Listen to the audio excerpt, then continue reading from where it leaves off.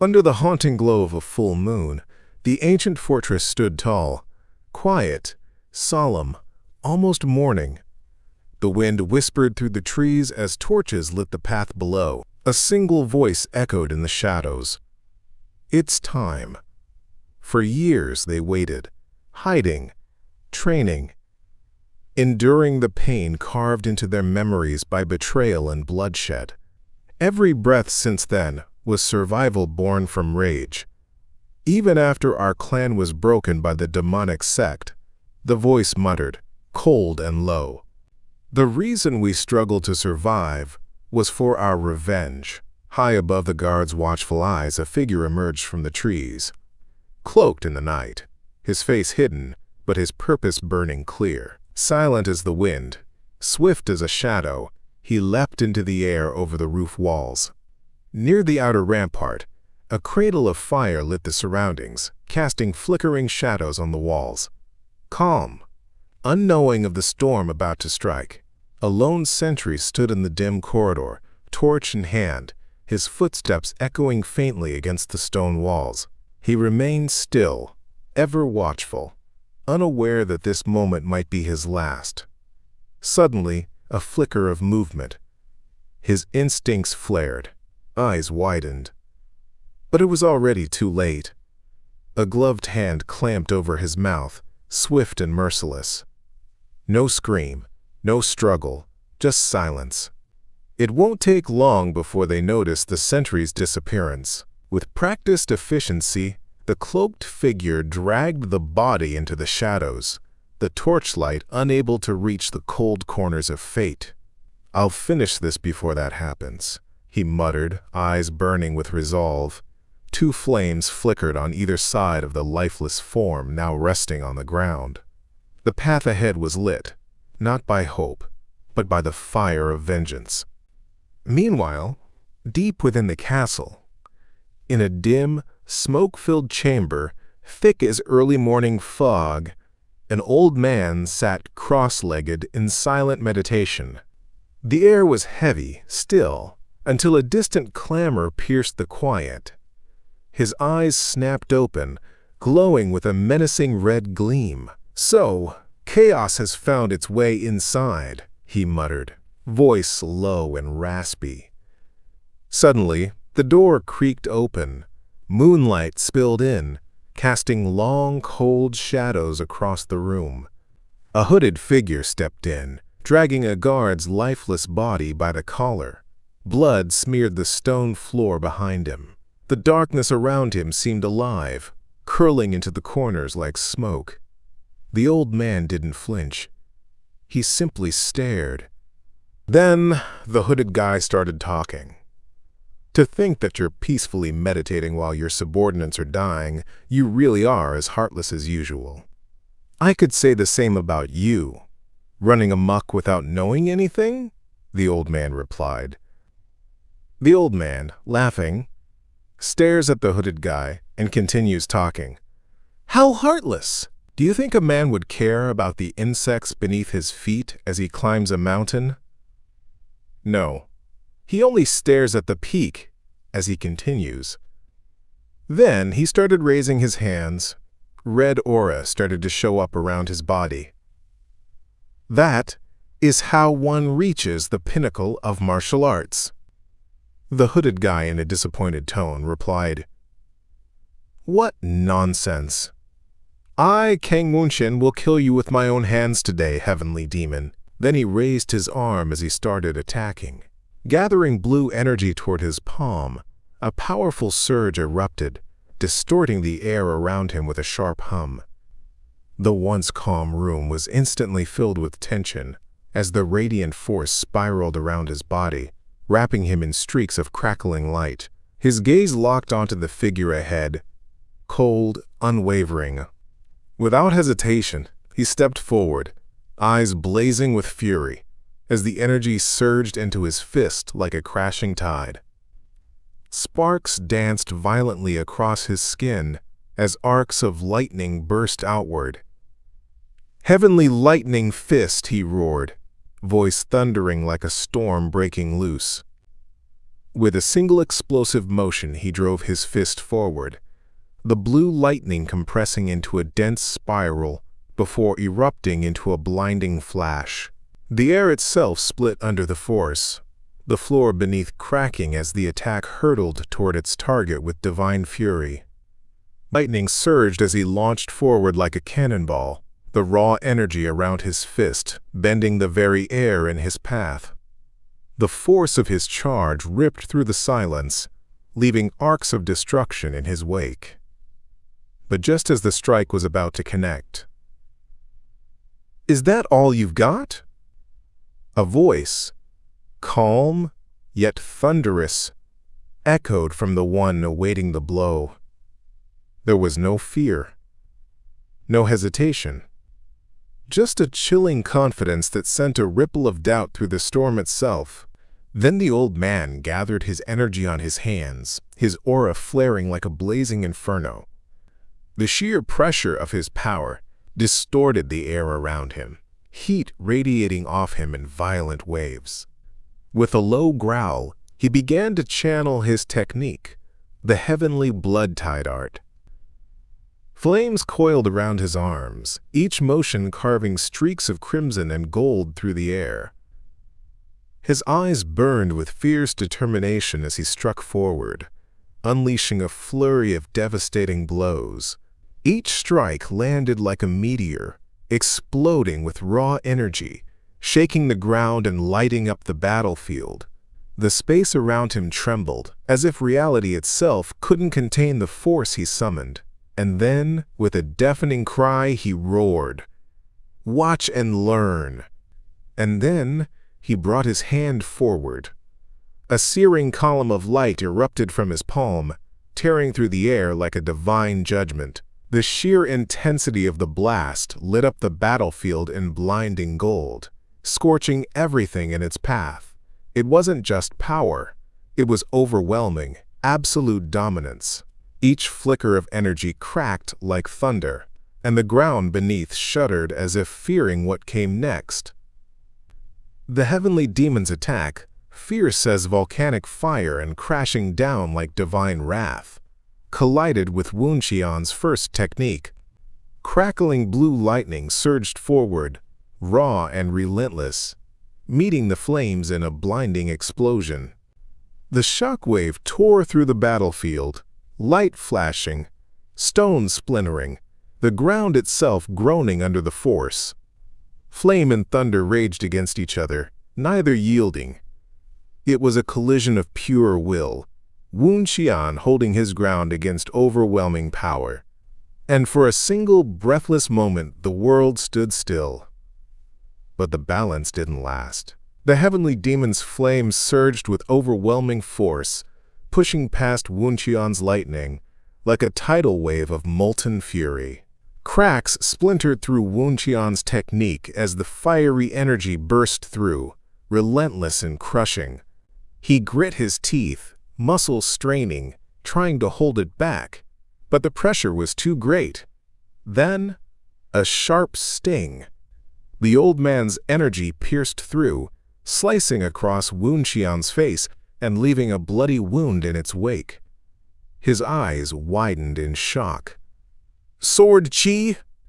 With his hands, he muttered, the realization cutting deeper than the wound. The old man's power wasn't just strong, it was precise, deadly, and the heavenly demon, so consumed by his intent to kill, didn't let up for even a second. "I'll send you to your father today. You are finished." However, just as the killing blow neared, a sudden realization shocked the old man. His eyes shot wide as a booming cry split the battlefield. "Cloud Dragon Divine Fist! Transcend!" "What?" the old man gasped, stumbling back in disbelief. He had just witnessed the impossible. From within the storm of flame and chaos, Wuxian's silhouette surged forward. Wounded, scorched, but unbroken. His voice rang out like thunder across the heavens. "Heavenly divine palm. A blinding surge of lightning erupted in his palm, dancing and cracking with pure destructive intent. His eyes now burned, not with fear, but with resolve, determination, vengeance. Then he launched it. A streak of divine light shot forward, the sky itself trembling as power surged with it, enough to split mountains and silence gods. This was no longer defense. This was retribution.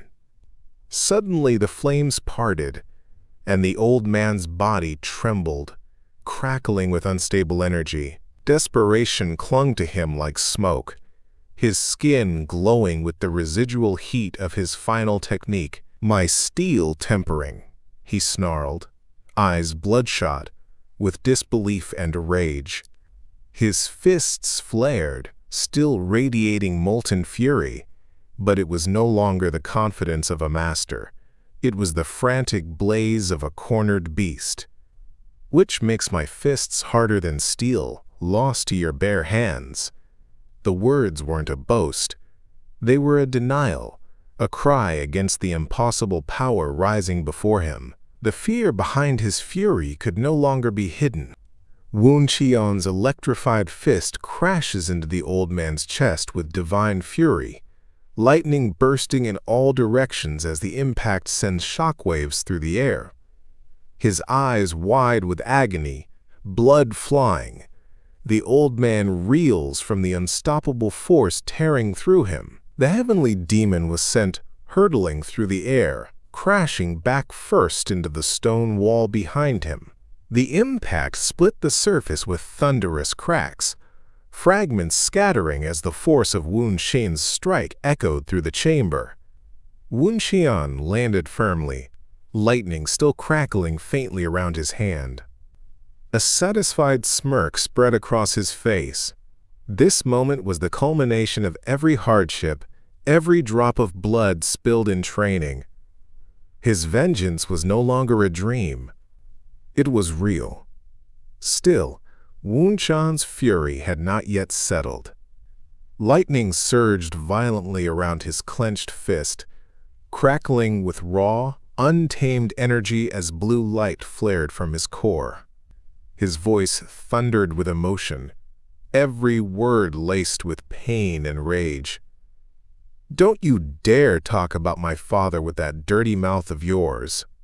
He clenched his fist tighter, the storm of energy swirling ever more violently around him. Sparks danced across his skin as the ground beneath him trembled from the weight of his fury. His voice roared out, raw and unforgiving. "You haven't forgotten all the evil deeds you've committed in that time, have you? This is the rage of the people you trampled before."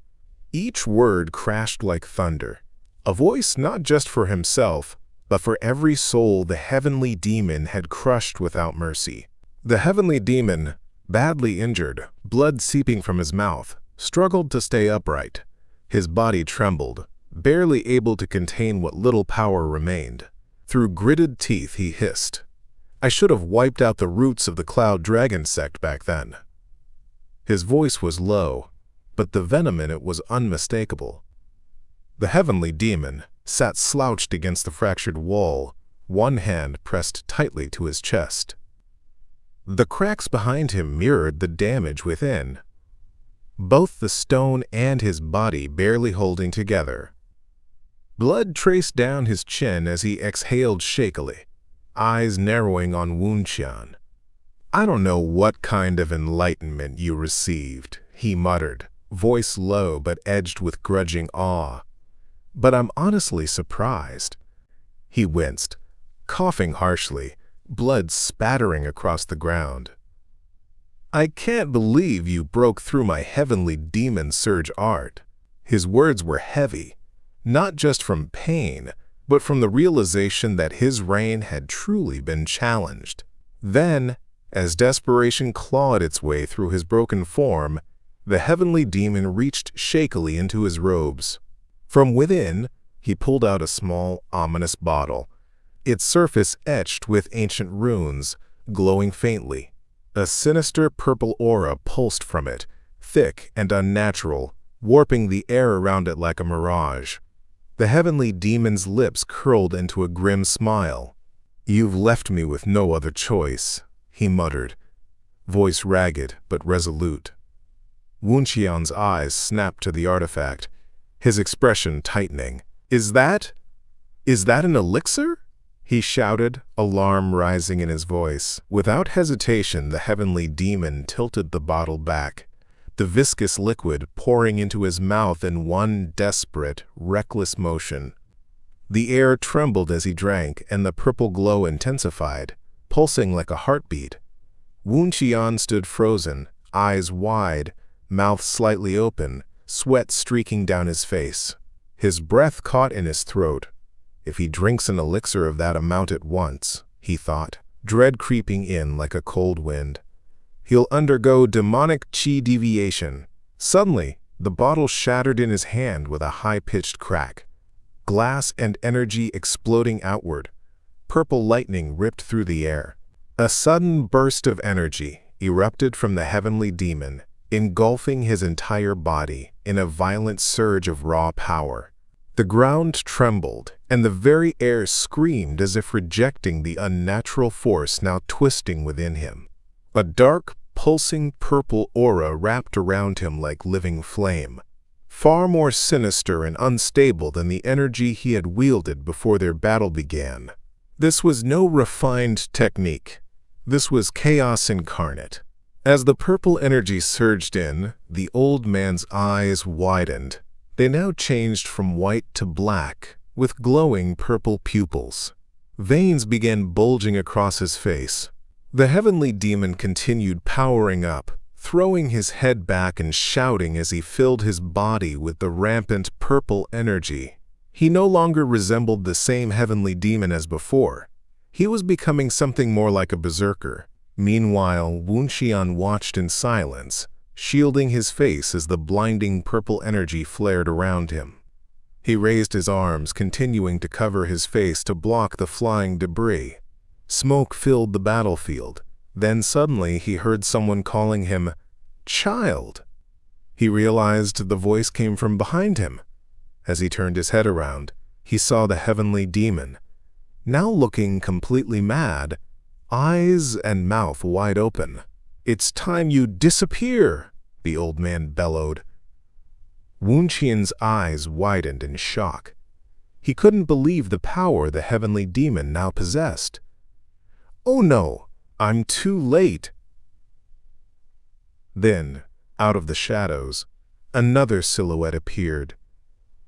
"Barrier," the figure muttered, as if chanting a spell. Just as the heavenly demon's attack was about to strike, a sudden green aura formed, a shield that enveloped Wuxian, protecting him from the wrath of the old man's purple lightning. Wuxian, still a bit shaken, noticed something familiar. "This is," he murmured, recognizing the energy trying to shield him from the brunt of the attack. Then, a hooded figure emerged from the smoke, holding a long staff, his cloak fluttering with each step. His presence radiated calm power, unmistakably that of a mage. He walked steadily toward the two fighters, his voice light but firm. "Sorry, I'm a bit late, aren't I? I got caught lazing around," he added with a faint smirk. As Wuxian looked behind him, he saw and realized that it was the great mage that comes to his rescue. The hooded figure finally steps into the light, revealing a playful smirk beneath his cowl. His glowing staff pulses with teal energy, swirling protectively around him. "I told you not to call me a stuffy nickname like that," he teases, clearly unfazed by the chaos around him. His calm demeanor contrasts the tension in the air. With a knowing glance, he tilts his head toward the raging heavenly demon. "Anyway, is this the nemesis you were talking about?" His tone is casual, but the magic circling his staff says otherwise. This newcomer is ready to fight. Wuxian recalls the moment the great mage, claiming to be from another world, saved him. If it weren't for him, I would have died helplessly, Wuxian thought. A flashback to before the isekai begins. Someone sits peacefully, drinking tea and reading books. It's Jin Seo-woon. He suddenly slams the book shut in frustration, shouting internally, "Wait!" His room is peaceful. Sunlight spills across a cozy desk stacked with novels and comic books. But his expression is anything but calm. He stares at the book in disbelief. Wasn't this a regular Murim story? Why did a random high-level mage from another world appear out of nowhere? Slouching back onto the couch, Jin sighs, clearly disappointed. "Ha! I was having fun reading it too." With an irritated look, he grumbles. What a mood killer. Is the author out of his mind? He flips through the pages one last time, still annoyed. Another world out of nowhere? How does that make sense? He gazes off in thought, clutching the book to his chest. This is Jin Seo-woon, 23 years old and holding on to secrets we've only just begun to uncover. Jin Seo-woon's phone buzzes at 3:45 a.m. with a message. Wanna play? Someone's messaging him to play games at an ungodly hour. Clearly annoyed, Jin stares at the screen as he lies in bed, half asleep. Does this bastard not have anyone else to play with? He thinks to himself. Reflecting on his life after being discharged 6 months ago, he recalls that he had a solid plan before leaving the military. I was preparing to go back to college, he muttered. He remembers the military ID cards and documents on his desk, reminders of his disciplined life in the service. Jin had once hoped to earn certifications and catch up on studies he missed while serving. Before being discharged, I had a good life plan, he thinks. Seo-woon has always wanted to go back to college. He had intended to seriously prepare for his return to academic life and study all the things he couldn't while in the military. And study all the things he couldn't study while he was in the military. However, as he recalls his military service, the regret begins to hit him. The text, "But I missed too many fun things in society," echoes repeatedly in his mind, a stark reminder of the years he lost to rigid discipline and sacrifice. As Seo-woon walks alone through a narrow alleyway in the daylight, wearing a blue hoodie with his hands in his pockets, his steps are steady and calm. He looks into his wallet and notices he still has some money left. But as he keeps walking, he wonders if he should still look for a part-time job. Night falls, and the scene shifts to a street glowing with neon signs and cool blue lights. He thinks to himself, as a Murim novel, this one has a lot of typical settings. One of those is having the main character be the protagonist of a return novel. He steps into a neon-lit gaming cafe. The man behind the counter notices him right away. "Oh, Seo-woon, is that you? You going to Loyal Ground again today?" Seo-woon nods. "Yes. Give me 5 hours for now." He heads into the gaming zone. Rows of glowing monitors stretch across the room. He takes his seat in front of a dual-screen setup. Familiar territory. He spent countless hours here, watching top-ranked players, memorizing their builds, their habits, their timings. As he settles into the chair, he remembers. It was just a game I played here and there during my military leaves. But after being discharged, I got serious and hit top 10 rank in 3 months. He puts on his headset, locking his eyes on the screen. "I'm logging in now. Wait for me in the lobby." The sounds of the cafe fade as he immerses himself in the game. His setup has been slightly tweaked. Small changes, barely noticeable, but critical at his level. So subtle, most internet cafes wouldn't even catch them in their system logs. The screen glows. Loyal Ground. A new session begins. The game goes as follows. As the game screen flashes, a notification shows. 100 players drop from the plane. Seo-woon's character is among them, diving through the sky with other armed players. The game mode name appears, Survival Game. Another message pops up. Collect the weapons scattered across the map. Wipe out your enemies until one person is left. With a confident grin, Seo-woon's character free falls, the wind roaring past him. He lands near a building and checks his radar. I can see two people 80 meters from here. Without hesitation, he charges forward. Gun blazing. Muzzle flashes strobe as he unleashes a storm of bullets. One enemy peeks from behind cover. Too late. A sharp burst of fire tears through their defense. The helmet snaps back, spinning through the air before hitting the ground with a hollow clang. Blood sprays as the shot connects cleanly. The enemy collapses into the grass. Without pause, Seo-woon's character pivots. He drops to one knee, steadies his rifle, and peers through the scope at a distant figure. Someone shouts from afar, "Whoa! There are only 2 people left." Seo-woon's voice cuts through, irritated. "Damn, you're loud!" He follows up with a sharp jab. "You already died once. Why are you still whining so much?" His character dashes across open terrain, fast and precise, each step calculated, his movements honed from countless matches. "Let's farm for now and play safe," he mutters, focused. "We need to check the area first before moving." Over the comms, his teammate blurts out with blind faith, "I only believe in you, bro." Under the clear blue sky, 2 enemy players move toward a half-destroyed structure, rifles drawn, boots crunching dirt. Inside the building, they creep cautiously through the dusty halls. One whispers, "Where did the bastard with the skull mask from earlier go?" They scan every corner, nerves on edge. Another player eyes a supply drop lying untouched on the floor. Seeing how the loot's still there, it looks like he didn't go here. But they're wrong.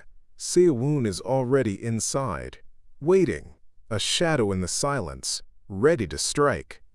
As one of the players reaches down to snatch the untouched loot, a dark silhouette appears behind him, the unmistakable skull mask catching the light for just a second. The masked figure moves closer, silent and unseen.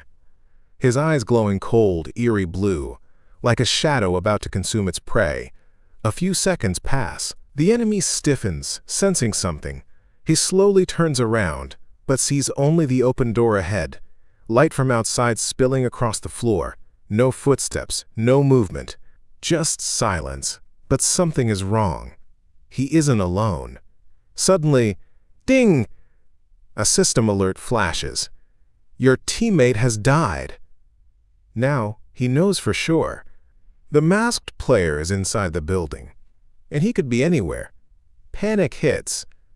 He turns and sprints down the hall. "I need to save myself," he mutters, breath short and hurried. Bang! A single gunshot echoes through the building. The bullet pierces straight through his skull. His body drops. Another alert pops up. "Congratulations! You are the last remaining player."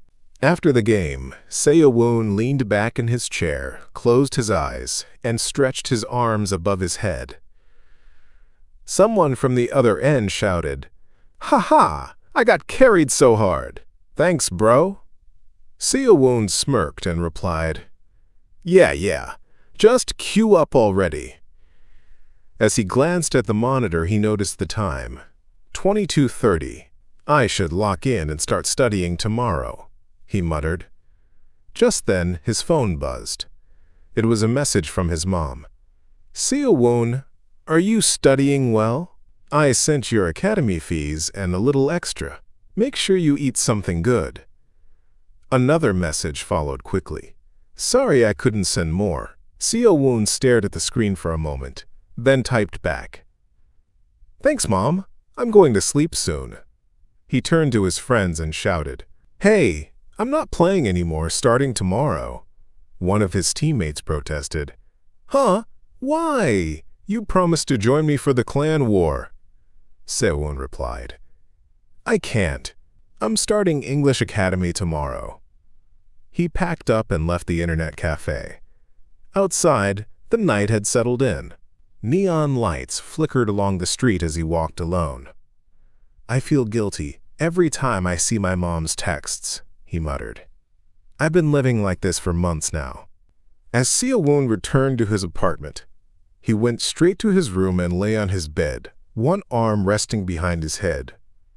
While casually scrolling on his phone, a strange post caught his eye, a video about people with mysterious powers spotted overseas. According to the post, these people referred to themselves as players. Seo-woon's eyes widened in shock, his mouth slightly open. Huh, what is this? He muttered. As he clicked on the video, the page suddenly refreshed. This page doesn't exist? The video was gone, deleted, as if it had never been there. He brushed it off. There was no evidence after all, just another hoax. So he put his phone down and decided to sleep. The next morning, sunlight poured into his room through the window. After getting ready for school, Seo-woon slung his backpack over his shoulder and started walking toward the academy. On the way, his phone buzzed. It was a message from his gaming friend, asking if Seo-woon could help him prep for the clan war today. Seo-woon paused, conflicted. Should he focus on studying or help his friend? Then, out of the corner of his eye, something purple caught his attention. He turned his head slightly to get a better look, and then, What? What is that? A sudden burst of purple light enveloped the entire area. It shimmered and pulsed like a portal or some kind of summoning magic. Seo-woon shouted, What is this light? Then, just as quickly as the purple light covered everything, Seo-woon disappeared with it, vanishing in an instant. The light faded just as fast as it came. Now, only his backpack remained, falling to the ground with a soft thud. The street returned to normal, calm and quiet. But Seo-woon was gone. Seo-woon regains consciousness, looking disoriented and battered. He is clearly confused and not sure how he ended up where he is. He was shocked and asks himself, Where the hell am I? Emphasizing his sudden and unexplained arrival in this new world. As he looks around, he found out that there are hundreds of people around him, all dressed in medieval-looking attires. It was like a mirror. As he looked more into it, he saw a very big stone statue in front of the crowd.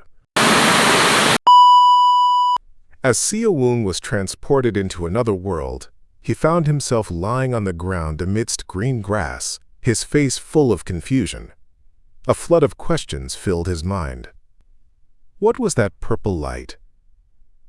Did I get punished just because my resolve to study shattered in one day? And why is it so loud? As he tried to get up, he was shocked to see a crowd of people, some arguing, others on the verge of fighting. A few were demonstrating their skills and abilities, trying to prove who among them was the strongest. He noticed two fighters clashing swords, but what unsettled him even more was the language. They were all speaking something completely unfamiliar. He couldn't understand a single word. On the other side, he spotted someone holding a sword, boasting to others about how strong and durable it was. Still disoriented, he muttered, Is this some kind of cosplay? Suddenly, two individuals appeared before him, casting and chanting magic like wizards straight out of The Wizard of Oz. Seo-woon questioned himself again. Am I dreaming? Then a sudden notification echoed in his mind.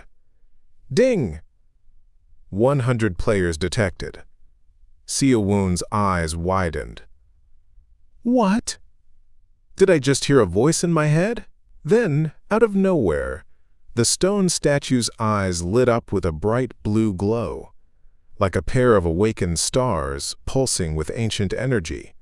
Below it, a glowing message appeared.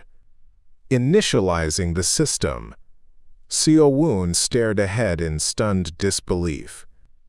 His mouth hung slightly open. Sweat trickled down his face, and his expression was a mix of shock, awe, and confusion. The system? As the system continued its mysterious activation, a new message echoed in Seo-woon's mind. Language synchronization complete. Still in awe and disbelief, Seo-woon clutched his head. Where is this voice coming from? And what is this? They're suddenly speaking Korean? On the other side, he noticed a chubby guy equally confused, holding his head and shouting, "Hey! Everyone's speaking my language now!" Despite the sudden understanding, chaos still reigned. Some individuals were clashing violently, accusing each other of being enemies of their sects. Then, Seo-woon's attention was drawn to a striking figure, a blond man with pointed ears, dressed in elegant white and black robes trimmed with gold. Clearly an elf, he stood confidently, gripping a glowing blue staff that pulsed with magical energy. His regal bearing and sharp features made him stand out in the crowd. With a serious tone, he addressed the hooded figure before him. "Chiron, did you get us into this situation?" The hooded man, with a skeletal grin beneath his tattered cowl, responded with a smirk. "Hey, escrow, that's what I wanted to ask you, actually. Didn't you drag me here?" Seo-woon could only watch in stunned silence. Who were these people, and what kind of world had he been thrown into? Escrow's eyes narrowed in anger. "You are shameless!" "I won't be fooled by your words anymore." The hooded figure, Chiron, grinned maniacally. "It's not important whether you believe me or not. Everyone is fated to kneel before the Demon King's power." Escrow, determined and angry, stands surrounded by crackling arcs of magic as he channels power into his hands. His voice is steady, his glare sharp as he declares, "I'll promise you this as an archmage." The energy intensifies, surging with his resolve. His expression grows colder, his eyes burning with fury as he follows through with conviction. "I'll kill you here." Lightning dances around him, his presence radiating a fierce promise of vengeance. Without hesitation, his voice rises in a final vow, and end the Demon King soon after. His gaze pierces forward, not at the Demon King himself, but as if swearing an oath that reaches far beyond the battlefield before him. With a thunderous roar, Escrow unleashes a devastating surge of magical energy.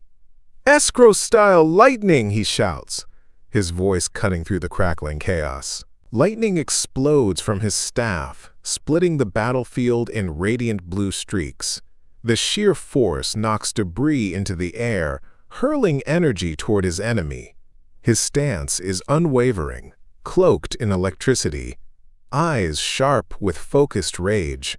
The enemy, caught in the blast, raises an arm in a futile attempt to guard, but the storm swallows everything. Escrow, with a very disappointed face, looked at his enemy. What? Nothing happened? Kairos, in disbelief, was also shocked with what happened. I took the hit with magic head-on, but why don't I feel anything? Seo-woon still cannot fathom what is happening. Muttered, "This is too realistic for a dream." On the other hand, Escrow, after attacking, pointed out his fingers to Kairos, has now concluded that it was really him that brought them both to this world. "So it was really you who dragged me here. Speak the trut," Escrow shouted.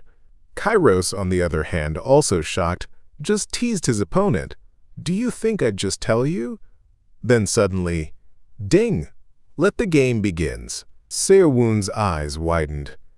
Another notification? And just like everyone else, they are all getting the same notifications and instructions at the same time.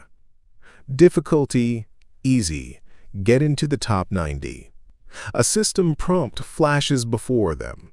Clear, direct, and deceptively simple. The tension is visible as groups of players exchange glances. Another message appears. The decided map is King Kingdom's capital. The rewards will be awarded to the top 10 and higher. An older warrior strokes his beard, calmly processing the gravity of it. No time to waste. Skipping the tutorial. A hooded man tightens his grip on his weapon. These aren't casual players. They're here to win. A few sit and wait, resting on tree branches while others watch silently from below. In the waiting room, attacks between players are neutralized. Seo-woon stares at a yellow screen in front of him. "Is this the game map?" he muttered. Then another notification came out. A glowing system message appears, catching the attention of a mysterious armored figure, standing silently as the words float above. Ding! For those accessing Cloyd Survival for the first time, allow me to give you a brief explanation. This game will progress for 100 years, and each day the map you play in will get slightly more limited. The statue continues. A towering golem stands before a group of people. Their stances are cautious, yet focused as the message continues. If you exit the limited map, you may be subjected to great harm, so be careful. A wide shot shows a majestic city-like fortress in the distance. This game will continue until there is only one survivor left, and if the game finishes, or you are eliminated, you will return to your original world. Another landscape appears. Peaceful castle built within a big the wall. Players who do not make it to the top 90 will not be able to partake in Cloyd Survival again. A new scene shows a field where many participants gather, all standing at attention. Soon, you will proceed to different locations with the help of Argus Gaze. You can obtain items at that place and use them to enter the top 90. May luck be with you. Seo-woon, standing among the group, suddenly looks around, confused. His expression shifts to visible shock, eyes wide, breath held. I, dreaming about loyal ground right now. A brief flash of text crosses the screen. The rewards will be awarded to the top 10 and higher. He stares forward silently, eyes intense, as the scene settles. His face shows a mix of tension and disbelief, standing still as the game's true beginning draws near. As Seo-woon started looking around, he thinks with a serious, almost concerned expression. Even if this were a dream. Two men stand, facing each other. One shirtless with a sword on his back, the other holding a sword forward. They both look serious and ready. The mood is heavy, like a challenge is ahead. Seo-woon's inner thoughts continue. Amidst these absurd humans, two new figures appear, one holding a knife, and another in a wide-brimmed hat. They stand calmly but alert, watching the group before them. Seo-woon standing in the center of the crowd. His internal thoughts continues. I will die, right? Seo-woon appears more tense. Face gets more serious. Even if this is a dream, I don't want to die. If this is really like Log, Then suddenly Seo-woon snaps out as someone shouts towards him. Hey! Messy hair! Seo-woon turns around, surprised and confused. Me? A player with good build standing casually looking towards him asked, Why do you keep looking around for? Where are you from? Seo-woon doesn't reply. Just a silent expression. The man yells furiously, mouth wide, brows furrowed. Are you ignoring me? I asked where you're from. Seo-woon smirks as the notification pops up in from him. Ding! Game starting in 3. The countdown begins. As the countdown continues, Ding! 2! A loud voice mocks Seo-woon. Why are you laughing? Are you insane? A man with white hair clenches his fists and yells at Seo Woon, visibly irritated and confused. Another system message pops up. Ding! Won! Seo Woon questions himself in silence as green particles swirl around him. His eyes are hidden by shadows with grin on his face. Why am I laughing? He answers himself, still engulfed by green energy, his expression sharper. I'm dreaming about a real game, so why wouldn't I laugh? Seo Woon smiles darkly, eyes glowing with confidence. Green light surges and a Vilbalf with a middle finger from his hand. With my knowledge of LOG, I can create offense and defense just like this. I can easily defeat bastards like you and survive. Then the guy that pestered Seo Woon yells desperately, You bastard, how dare! Then ding, Cloyd survival day 1 begins. Blinding blue light bursts out as energy surges in all directions. Sharp flashes dominate the screen. Uzi. Seo Woon is shown mid-air, surrounded by powerful blue shockwaves. His body is being launched forward as he was being transported. His expression is unreadable under the motion effects. Just like Seo Woon, other participants are also transported and scattered across the map. A girl or woman spins uncontrollably through the air, engulfed in powerful currents of blue energy. Her body appears limp, as if unconscious or stunned, while the surrounding atmosphere crackles with raw force, emphasizing the intensity of the descent. As the blinding light begins to fade, the scene transitions into a pale, quiet stillness. The surroundings are nearly blank, offering a momentary pause where thoughts take over. They're descending in crowded areas where there are many items, Seo Woon observes internally, calmly analyzing the situation. Floating high above a sprawling forest, Seo Woon surveys the terrain with a sharp, calculated gaze. The sun glows behind him, casting a serene light over the trees, but his focus is entirely on strategy. As per the game, those crowded areas really do have more items, but, he continues, mentally mapping his options. His expression sharpens in a close-up, eyes narrowed with intent. The wind stirs his hair as he concludes with steady judgment. I think it'll be better to start on the outskirts to be safe. Without hesitation, he turns and begins a controlled descent, his figure gliding toward a quieter patch of woods. The moment he identifies his landing zone, he finalizes with conviction. Around there should be good. Then, with a sudden, fierce shout, he commands, Descend! His voice echoes with authority as a colossal spiral of blue-white energy tears down from the sky. The beam crashes violently into the forest floor, engulfing a small house in radiant green light. The impact is explosive, a declaration of presence and power, shaking the ground with force and lighting up the surroundings in a storm of energy.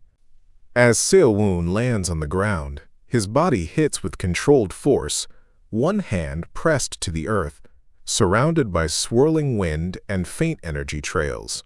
He immediately pushes himself up, eyes scanning the vast green landscape that stretches out around him. Alone and alert, he takes in the environment with calculated caution. Grimacing in pain, he clutches his mouth. Ugh! Despite the discomfort, his mind remains focused. This motion sickness. He turns his gaze to a nearby house, its doors shut, the surroundings quiet. Determined, he murmurs to himself, For now, let's head to that house. Suddenly, the rustling of leaves breaks the silence.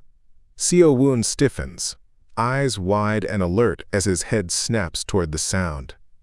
Oh no! The tension rises immediately, his body instinctively shifting into motion. He dashes forward, leaving the grass behind with quick, precise steps. Shit!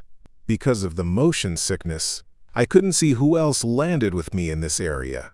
He continues running and fast as he could. Inside the house, The lighting grows darker and the space opens up. He moves cautiously, eyes watching every angle. If I come across any enemies while I don't have a weapon on me, I'm really done for. As he gets into the house, Seo-woon slams the door behind him and immediately drops into a low stance, alert and breathing heavily. His eyes dart around the dim interior, sweat beading on his forehead. Every movement is sharp and tense as he tries to steady his breathing. I wonder if that sword-wielding bastard from earlier followed me. His voice is low, almost like he's trying to convince himself to calm down. But his expression shifts again, jaw clenched in frustration. Shit. I shouldn't have provoked him. Creeping toward a window, he cautiously peeks outside. His eyes scan the view, focused and suspicious, body ready to react. Outside, the wind gently blows through the trees, the sun casting a warm light over the quiet house exterior. Was it just the sound of the wind? He thinks, trying to rationalize the silence. Then a realization sets in.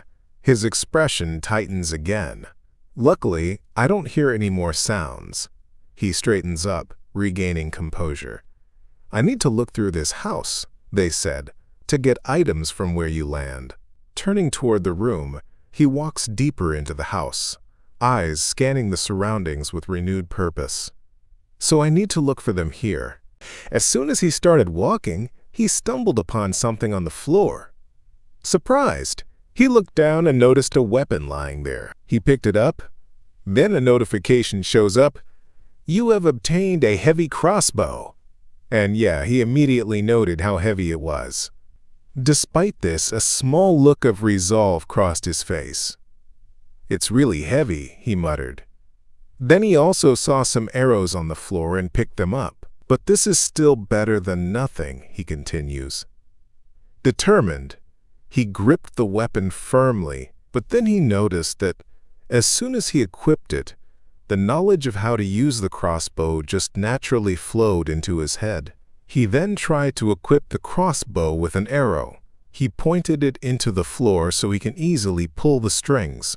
Seo-woon's stance shifted with confidence. Calmly, he raised the weapon, steady and focused.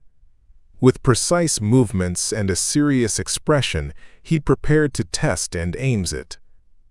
For a South Korean army sergeant, this is nothing, he said to himself. His hand reached for the mechanism. Focused and ready to pull the trigger, he thought, if I do this, it'll shoot. He didn't expect the crossbow to be such a powerful weapon. The moment he fired, it unleashed a blinding golden bolt with explosive force. Due to its strength, it pushes him back to furnace. His eyes widened in awe as he stepped back, clearly shocked and caught off guard by the impact. Whoa! As he was really impressed by it. As he looked toward the target, a clean, centered hit. The realization of the weapon's strength excited him. A confident smirk formed on his face. This weapon will be pretty useful if I learn to use it properly, he muttered. He stepped outside, appearing thoughtful yet composed, and scanned the surroundings. With calm movements, he assessed the environment and noted the area's peacefulness. I looked around more, but couldn't find anything useful. Seo-woon then decided to check out more on the surroundings and other houses. In his mind, this map is super big, so that's still a good thing. Kneeling slightly with cautious optimism, he prepared to move, relieved there were no enemies in sight just yet. It made him think more that since there are no enemies, then he can just start to safely farm all over his area. As cautious as he could be, he always have his crossbow pointed in front of him as he slowly opens the door of another house. When Seo-woon got inside the house, something glowing on a nearby table caught his attention. He stepped cautiously into the wooden room, his crossbow still in hand, eyes locked on the strange object ahead. He leaned closer to inspect it, curiosity flickering in his eyes. "What's this?" he muttered. A soft blue light pulsed from the item, casting faint reflections across the wooden surface. A notification appeared. You have obtained Healing Scroll. Small. Seo Woon reached out and picked up the scroll carefully, still watching it with interest. He held it up, letting the soft glow shine across his face. Another message flashed. Healing Scroll Small. If you rip the scroll, your injuries will be healed. An item that heals your wounds if ripped. He turned the scroll in his hand thoughtfully, already considering how useful it might be. I should take more recovery items, he added, voice calm but firm. He tucked the scroll away and glanced around the room for anything else valuable. Wish I find an item bag, he muttered as he moved past crates and shelves, the still air around him filled with quiet tension. Suddenly, a soft purple glow caught his eye from across the room. He paused and turned, alert. Hovering in the air ahead of him was a glowing book in a shelf. He picked up the book, and then a new message appeared. You have obtained Black Star Leader's Martial Arts Book. Another line of text followed quickly after. It's a martial art that lets you project dark energy through your fingers. He checked it more, slowly, calm and focused, the swirling light reflecting in his gaze. Another notification shows up. Would you like to learn Black Star Leader's Martial Arts Book? I can learn this. Will it start a tutorial or something? He whispered, pausing to think. His voice was quiet, contemplative, the weight of decision in his hands as he held the glowing manual, and unexpectedly, Seo Woon's eyes widened, his face lit by a sudden surge of violet energy. His mouth is slightly open, his expression tense, alert to something unfolding in front of him. The book begins to glow intensely, radiating a deep purple light. Small spark-like particles float upward, and the space around it seems to pulse with unstable energy. Without warning, the energy erupts. A massive wave of violet light bursts outward, engulfing everything. Go. Then the book started to tear apart. After a few seconds, only scattered fragments of light remain, drifting in the empty space left behind. Seo Woon, still in disbelief, looks down at his hand, which glows faintly with violet light. He speaks calmly, asking, was that it? The light in his hand pulses. He stares at it more closely, his expression sharpening. The glow is still not fading. He feels something but doesn't really know yet on what it is. With his hand still glowing, Seo Woon notices a plate and fork, and instinctively picks up the fork. Driven by curiosity, he channels his energy and throws the fork into the kitchen. The moment it hits the wall, a loud explosion-like sound erupts.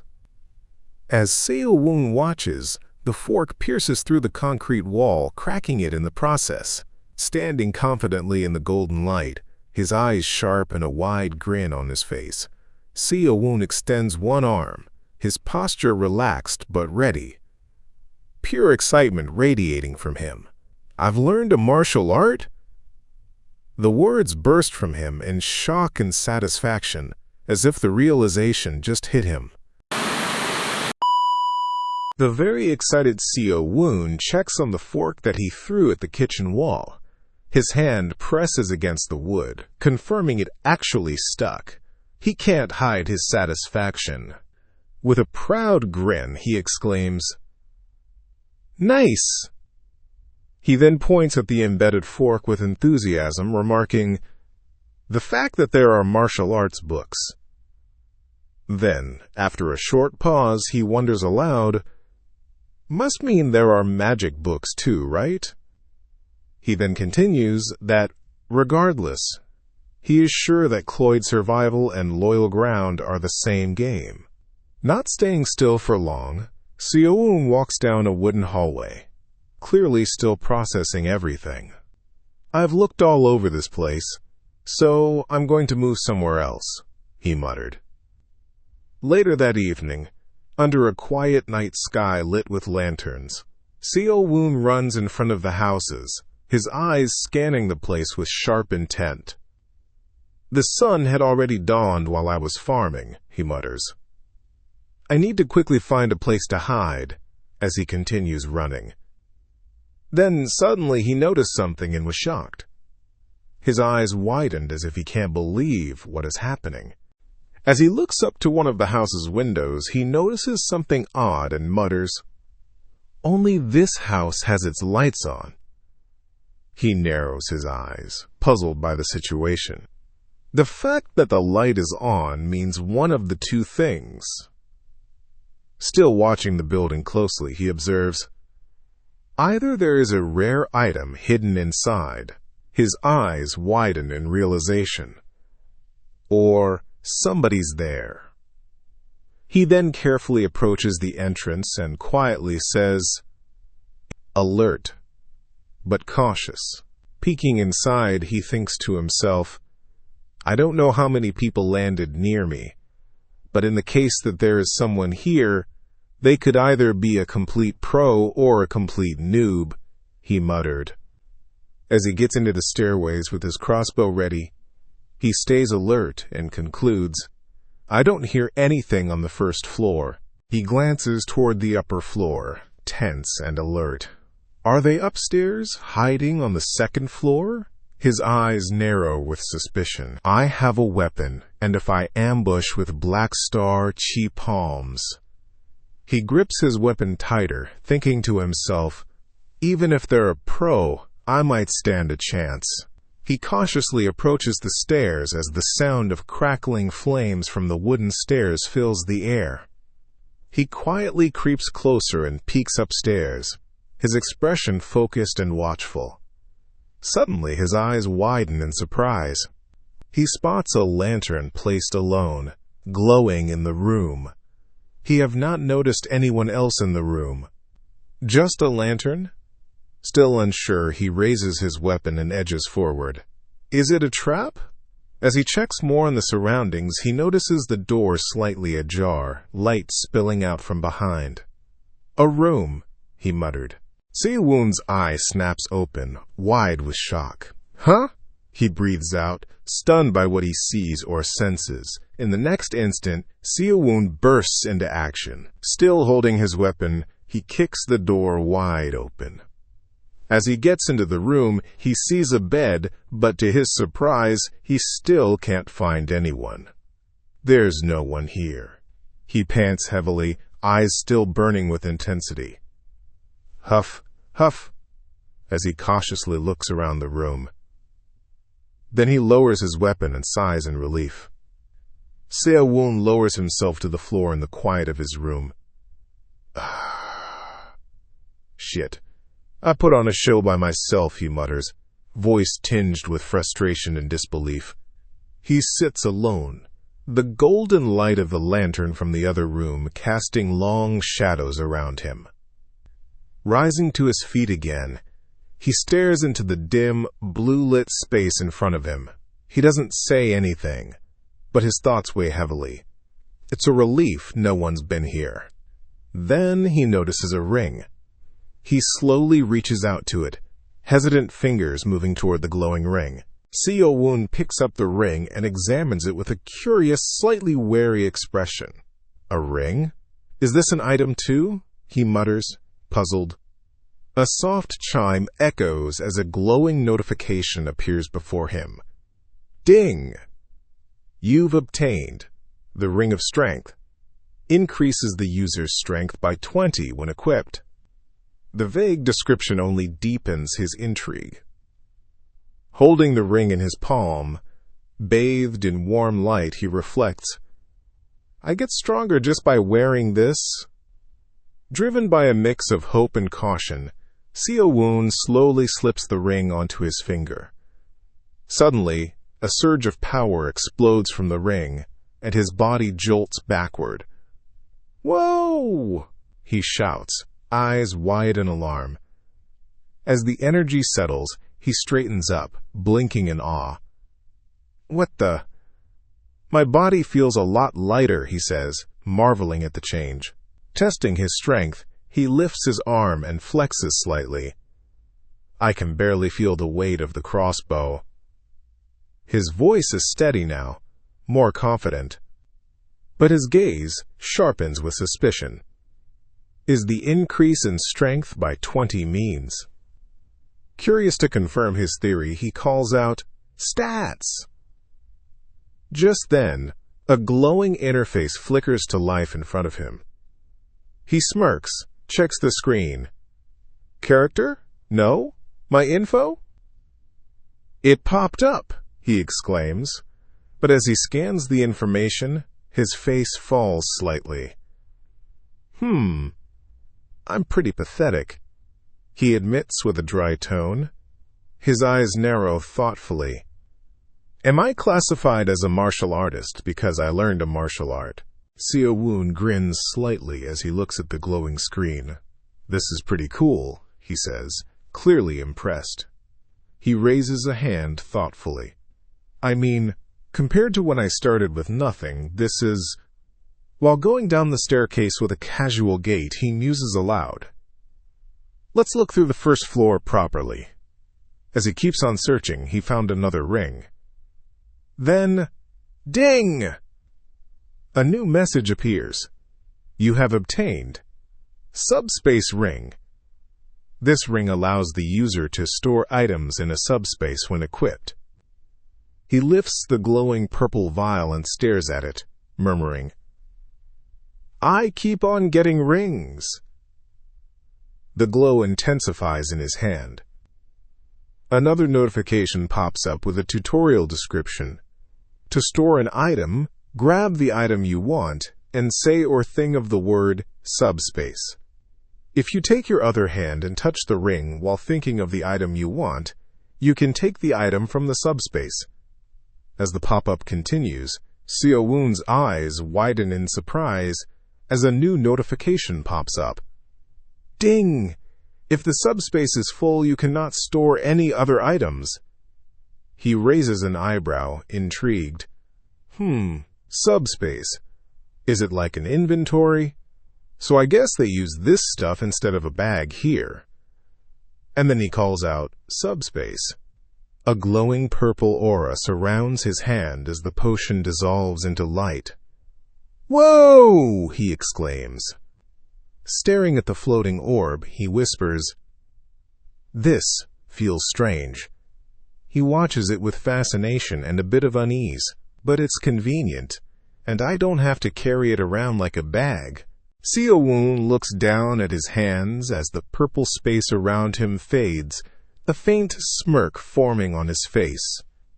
He quietly remarks how convenient it would be to have something like this in real life. The thought lingers as he reflects on the items and martial arts he's encountered, imagining what it would mean to bring them back to reality. Turning away from the center of the room, he stands by the window, posture relaxed, but deep in thought. His gaze lowers as he wonders aloud whether there are still 0 eliminations. Continuing forward, he brings up the interface, scanning it with practiced familiarity, certain there must be a kill log. His eyes narrow slightly as he searches, then land on the information he was looking for.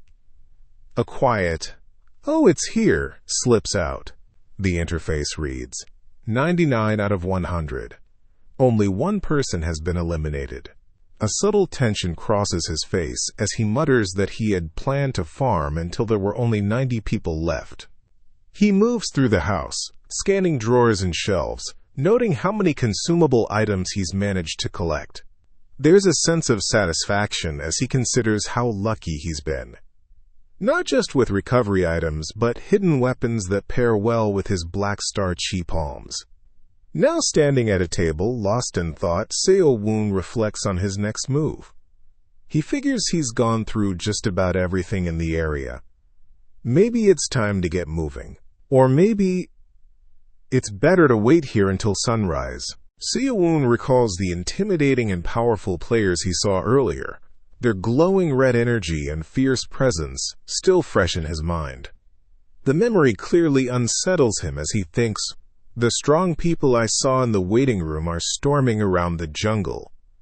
A serious look settles on his face. With my level, I definitely can't beat them right now, he admits to himself. But determination quickly takes over. If I hide and get into the top 10, he thinks, beginning to formulate a plan. Gazing out the window into the night, a calculating look in his eyes, he compares the situation to a manhunt. I'll be able to put points into good places like today. He affirms his strategy as the night sets in. Yeah, there'll be less people out at night. With firm resolve, he glances to the side and decides, so let's go to one more place before the sun comes up. Now deep within a forest shrouded in blue mist and shadows, Seo-woon moves carefully through the terrain. Even though I keep on moving, I'm not tired at all, he mutters, aware of how dangerous the surroundings still are. A brief moment of satisfaction flickers across his face as he feels the benefits of an item. This ring of strength is awesome. He turns his head slightly, pondering aloud. But even though my strength has increased, I can still feel hunger and thirst. Then, discomfort hits him and mutters, perhaps Cloyd's survival is similar to reality. Looking around the forest with visible frustration, he sighs. I don't see anything to eat. Still walking, he voices a faint hope. I'm hungry. I don't see anything to eat. Surely there's food in the city, right? Seo-woon. Sweat started pouring on his face, but still focused and alert, his brows slightly furrowed as he studies the area. According to the map, it should be somewhere around here. He glances around with growing concern. His posture stays cautious, and his expression sharpens as the realization sets in. But where are the houses? Then suddenly, a low growl rumbles through the darkness, and the faint silhouette of a monster begins to emerge behind him. His eye widens in panic, sweat forming under it as the sound sinks in. He spins quickly to the left, crouching slightly into a defensive stance, eyes scanning the shadows with instinctive urgency. Frustration creeps in as he grits his teeth, unsettled by the invisible threat. He quickly hides himself behind a big tree. Shoot! Still tense, he pauses to listen more closely, trying to detect any further noise, eyes locked on the dark ahead. I didn't hear anything. Through the wide, mist-covered forest, he tried to sneak out and see what lay beyond. His eyes narrow, lips parting slightly as he begins to piece it together. Suddenly his face twists in horror, realization hitting hard. A werewolf! Just then, the creature lunges. It suddenly appears just beside him. He raises his arm instinctively to block the incoming attack, terror flashing in his eyes as the beast bears down on him. The werewolf launches a brutal downward strike, its claws slicing through the air with explosive force. Seo-woon is caught mid-air, thrown violently as debris and energy swirl around him. His face twists in shock and panic as he screams, "What the fuck?" Seo-woon quickly dodges the werewolf's attack. The werewolf's strength is incomparable. It easily tears down the trunk of a big tree where Seo-woon was hiding. As the smoke fades away, two werewolves emerges, growling deeply. Its hulking frame and glowing eyes signal a deadly threat. Reacting instinctively, Seo-woon jolts and started running away as fast as he could. He thought that this was just a PvP game, and didn't think there'd be monsters too. As he keeps on running, he grits his teeth. Sweats are all over his face. If he only knew that there will be something like a werewolf at night, he would have just stayed in the house where he found the items. Seo-woon's face contorts in disbelief. His eyes and mouth widened as he keeps himself running away from those werewolves. I was still a ranker in name. It would be so embarrassing if I died to a mob, he muttered. Suddenly, he spots a structure in the distance. A house! He shouts. Driven by desperation, he sprints toward the house at full speed, his cape trailing behind him, muscles straining. His only goal is to reach it safely. With a loud crash, he bursts through the door, quickly gets inside, and slams it shut. He gasps for breath, one hand gripping his abdomen. Sweat drips down his face as he struggles to recover. Suddenly, he notices that the werewolves are trying to catch up to him. His face contorts in frustration and fear as he realizes the threat is still on his trail. Now hiding, he presses his back to the wall, tightly gripping his weapon. Panic flickers in his eyes as he tries to think of something he can do in this situation. After a few minutes, the silence is broken only by a low, menacing growl. He then tries to take a peek at the werewolves. Outside, the werewolves continue their relentless search, their heightened senses scouring the area for any trace of him. One, particularly enraged, bared its teeth, its eyes glowing a fierce red as it let out a low, guttural growl. Inside the house, Seo-woon watched, his breath shallow as the creature sniffed the air, clearly zeroing in on his scent. He knew time was running out. Summoning every ounce of courage, he gripped his crossbow, his fingers trembling but resolute. This was no longer about hiding. He had to make the first move. With a deep breath, Seo-woon stood up, his heart pounding in his chest. He fixed his gaze on the narrow opening in the door, his focus narrowing to the werewolves just outside. With steady hands, he raised the crossbow, aiming carefully at the largest of the pack. He checked the angle, the visibility, and the precise moment he could strike. Once he was sure, he released the trigger. In an instant, the arrow shot forward with a crack, leaving behind a trail of red glowing energy that arced through the air like a flash of lightning. The arrow was in motion, and there was no turning back now. As the arrow struck one of the werewolves square in the head, it let out a painful growl. Blood spurted from the wound as the beast staggered and collapsed. "Nice," Seo-woon muttered, watching his shot land perfectly. Still cautious, he stayed hidden behind the door, silently thankful for the ring of strength on his finger. Without it, firing a crossbow one-handed would have been nearly impossible. But it wasn't over yet. One werewolf remained. Suddenly, the remaining beast burst through the door, splinters flying everywhere. Seo-woon's eyes widened as sweat trickled down his face. He hadn't expected it to find him so quickly. With a ferocious roar, the werewolf swung its sharp claws, shattering the door completely. One claw grazed Seo-woon's face, leaving a shallow but stinging wound.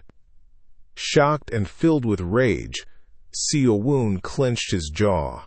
He wanted to retaliate immediately, but he knew he had to stay calm. The beast was furious over its fallen comrade, and it was coming for blood. The remaining werewolf, now fully enraged, snarled wildly and prepared to launch another attack on Seo-woon. With explosive speed, it charged straight at him. Seo-woon, caught off guard, struggled to compose himself. He tried to fall into a proper fighting stance, but hesitation gripped him. The suddenness of the moment left him rattled. Still, with a flash of resolve, he raised his hands, aimed his crossbow, and fired. The werewolf instinctively lifted its arms to shield itself. The arrow struck, piercing through the beast's forearm, but in its fury, it barely reacted to the pain. Blood oozed from the wound, but it kept charging, lifting its clawed right hand for a brutal strike. Seo-woon, nearly too slow to react, lost his grip on the crossbow. As the claw came closer, he couldn't help but wonder if this was how he would be eliminated from the game. But Seo-woon refused to give up. Gritting his teeth, he told himself he would fight to the very end. With fierce resolve, he summoned his subspace.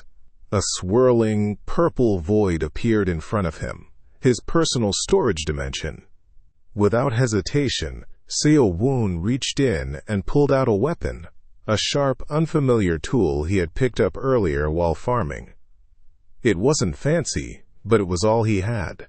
Channeling his energy, he activated his technique, Black Star Chi Palms. With a powerful thrust, he hurled the weapon with all his strength. Boosted by the force of his chi, the blade shot forward like a comet and tore through the werewolf's body.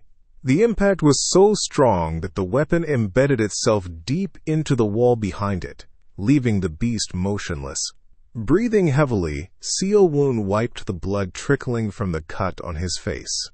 The wound stung, but he welcomed the pain. It reminded him he was still alive. There was no way he'd let himself be taken down by just an underling. Surrounded by shards of glowing blue energy, Seo Woon stood with bated breath. The aftermath of the battle crackled around him as his heart raced, the adrenaline still fresh in his veins. He'd narrowly avoided death, and the eerie glow of the shattered remains painted the scene of his desperate survival. Catching his breath, he let out a shaky laugh, thinking to himself that he really thought he was a goner. His voice trembled as the tension slowly loosened its grip, letting relief seep in. Just moments ago, he had stood on the edge, eyes wide with panic, death staring him down. That terrifying instant replayed in his mind like a haunting memory, a reminder of how narrowly he had escaped. Thankfully, he'd remembered something just in time: the throwing dagger he had stashed earlier. The realization settled in with a heavy sigh. One moment of quick thinking had saved his life. As the dust settled, he sat down and let out an awkward laugh, thinking how embarrassing it was to nearly lose to mere mobs and fail. Just then, something caught his attention, an odd glint in the rubble. He narrowed his eyes as he stepped closer to get a better look, wondering what it was, curiosity rising as he reached for the mysterious object. To his surprise, he held up what it really is. Still baffled, he looked at it and saw that there was a mob drop. It was the last thing he expected to find in the middle of a ruined battlefield. After a moment, he burst into laughter. He was surprised to find water and a jerky inside. He's thinking now that aside from farming weapons and skills, he can also hunt for food. While eating the jerky he got from the dropped bag, he looked around with a sigh. He was wondering if there would be chance he can find more items or drop bags anywhere. While eating, he stands up and begins scanning the area, looking around for any other dropped items. As he walks toward a table, he spots a glowing piece of armor resting on it. The sight reminds him of the Loyal Ground game, where players can equip bulletproof vests for protection during battles. He picks up the chest armor with both hands and puts it on. He quickly notices that it seems a bit too big for him at first. His expression turns thoughtful. Then, to his surprise, the armor begins to resize itself, perfectly adjusting to his body. Suddenly, notification pop-ups appear in front of him. Advanced Orichalcum breastplate has been equipped. Another message follows, explaining that the armor increases the user's resistance to fire and wind magic. Seo Woon's eyes brighten with excitement. He glances down, clearly impressed as he sees the armor now fitting him perfectly. Wearing it makes him feel powerful. He also notices that some of his stats have increased. One stat rises and 2 others gain additional points. He then turns his head, scanning the room with sharp focus. His eagerness to find more items is written all over his face. There has to be more valuable items around. As he steps forward, his boots make a slight clink against something on the floor. He senses an obstacle in his path, but nothing is immediately visible. Driven by curiosity, he crouches and investigates. Reaching out, he picks up what seems to be a very thin, almost transparent piece of cloth. The glowing notification appears again, announcing that the night cloak has been equipped. The light from the message reflects off his newly donned armor, casting a soft amber glow around him. Shortly after, another message pops up, informing him that when this item is equipped and the user stays still in the darkness, they will blend into the shadows. A third notification follows, explaining that while hiding with the night cloak, the user becomes undetectable by magic. Additionally, any sounds made by the user are compressed, making them harder to hear. Seo-woon grins, his excitement clearly visible across his face. He's amazed at how impressive the night cloak is. He starts to wonder if this gear could give him a fighting chance against stronger enemies. The idea fills him with cautious optimism as he considers the possibilities. His thoughts deepen, and he starts thinking about other players and how an item like this could give him a real edge. He realizes this cloak is perfect for survival. With his fist clenched in determination, he tells himself that with the night cloak, he can stay alive as long as necessary. He smirks, closes his eyes, and murmurs, "Let's do it." The scene then shifts outside the house, where rooftops rest peacefully under a tranquil moonlit sky. The calm night offers a brief moment of reflection after his string of discoveries. Feeling amazed by how everything has worked out, Seo-woon reflects on the location. He realizes now there must be a reason these houses were built in the middle of the forest. It was likely designed as a farming spot, and he got lucky choosing this area as his landing point. The forest is bathed in a glowing blue light with silhouetted trees. A man in a cloak, Seo-woon, walks forward alone.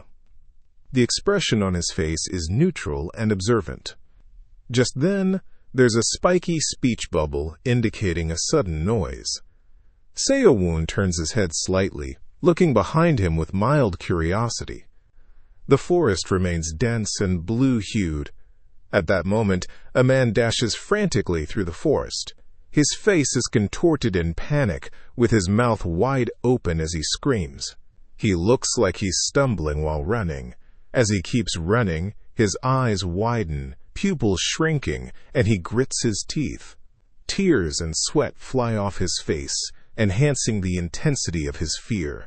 His cloak flutters from his rapid movement. He just keeps on cursing his bastard apprentice. Seo-woon, still wearing his cloak while hiding behind a tree, is just observing the man.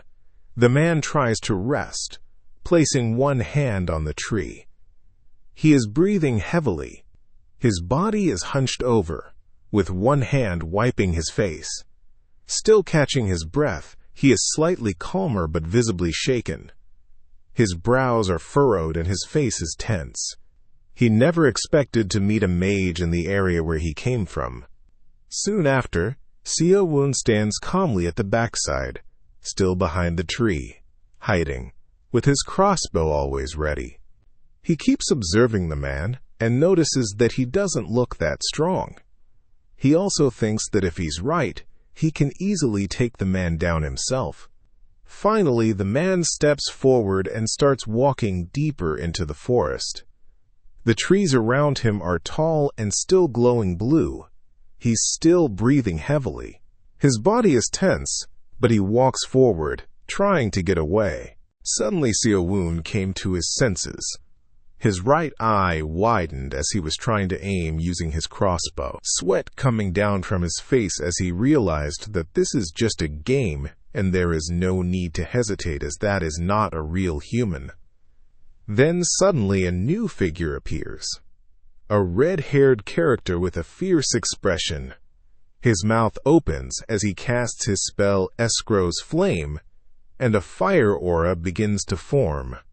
The energy buildup is intense, and the background turns red. Then a massive burst of fire has been unleashed. The flame blast is directed straight toward the chubby man that just started walking again. Turns out, this was the mage that he encountered earlier. A shocked expression flashes across the chubby man's face. His eyes are wide, mouth open, reacting to the incoming flame attack. The background has red streaks, emphasizing the sudden danger. The fire explosion hits. The scene is filled with roaring flames. The man is engulfed in fire, arms flailing as the heat surrounds him. He is now barely visible amid the blaze. He screams in agony, overwhelmed by the flames. Seo-woon watches from a distance, hidden behind foliage. He looks toward the explosion with a serious and slightly surprised expression. He cannot believe that the chubby guy just died that easily. Seo-woon's face, wide-eyed in shock. His mouth is slightly open, and he was still shocked by how fast the event unfolded, conveying silent alarm or realization.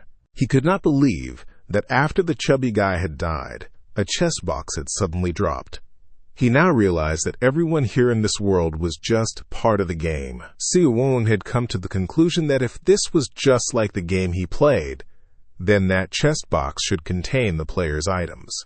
However, he was still wondering where those flames just now had come from. Suddenly, a guy holding a sword in his left arm while lifting his right hand with flame magic passed in front of Seo-woon. He smirked while murmuring to himself that the chubby guy, who didn't even know how to use magic, should not have dared to steal his items. He called the chubby guy an unlucky bastard for having met him. Seo-woon, on the other hand, still invisible thanks to his night cloak, covered his mouth to make sure he wouldn't be heard by the mage who just passed in front of him. The mage, still unaware that Seo-woon was right beside him, continued talking, that if the chubby guy had just died by his sword, he wouldn't have felt the pain of burning to death. Seo-woon, sitting still behind the tree, just observing the mage while continuously covering his mouth with his hand, noticed how helpful his night cloak was. It might have convinced him that it really worked, since the mage hadn't noticed a single trace of him even though he was just right beside him and had walked by. The mage, walking forward, aiming to pick up the chest the chubby guy had left, continued talking, that he should be honored to have died by his hands. As he got near the chest box, he then tried to see what items the chubby guy had dropped.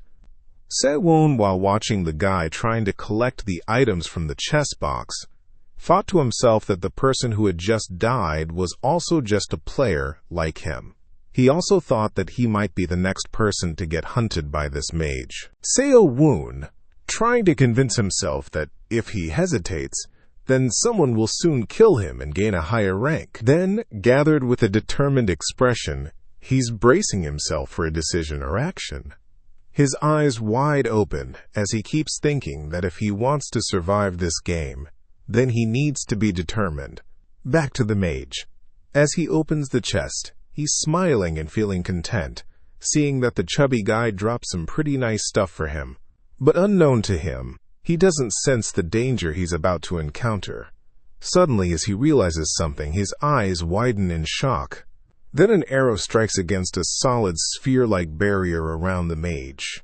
The mage, still unable to believe what's happening, looks behind him, eyes wide, trying to figure things out.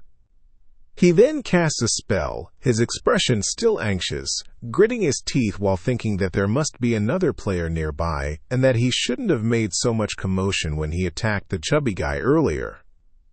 Then Seo-woon, once again, prepares his crossbow for the next strike. With his eyes locked on the target, he pulls the trigger, releasing an arrow that surges forward like a flash of light, aimed with deadly intent. The arrow hits its mark, slamming against the mage's protective barrier. Sparks burst outward, and the shield flickers under the impact. For a moment, the mage is frozen, caught completely off guard by the sudden blow. Realizing what just happened, the mage, face grimy and hardened, clenches his jaw in frustration. Flames flicker in his hand as he mutters to himself that if this keeps up, his barrier will surely collapse. His eyes dart around, scanning the area, irritation clearly building on his face. Meanwhile, Seo-woon remains calm and focused, his determined gaze locked onto the mage. There's no hesitation in his expression. He knows he can't back down now. The mage grits his teeth, frustrated that he still can't locate his attacker. Growing desperate, he calls out, demanding to know where his enemy is hiding. In a burst of anger, he suddenly shouts, "Strike!"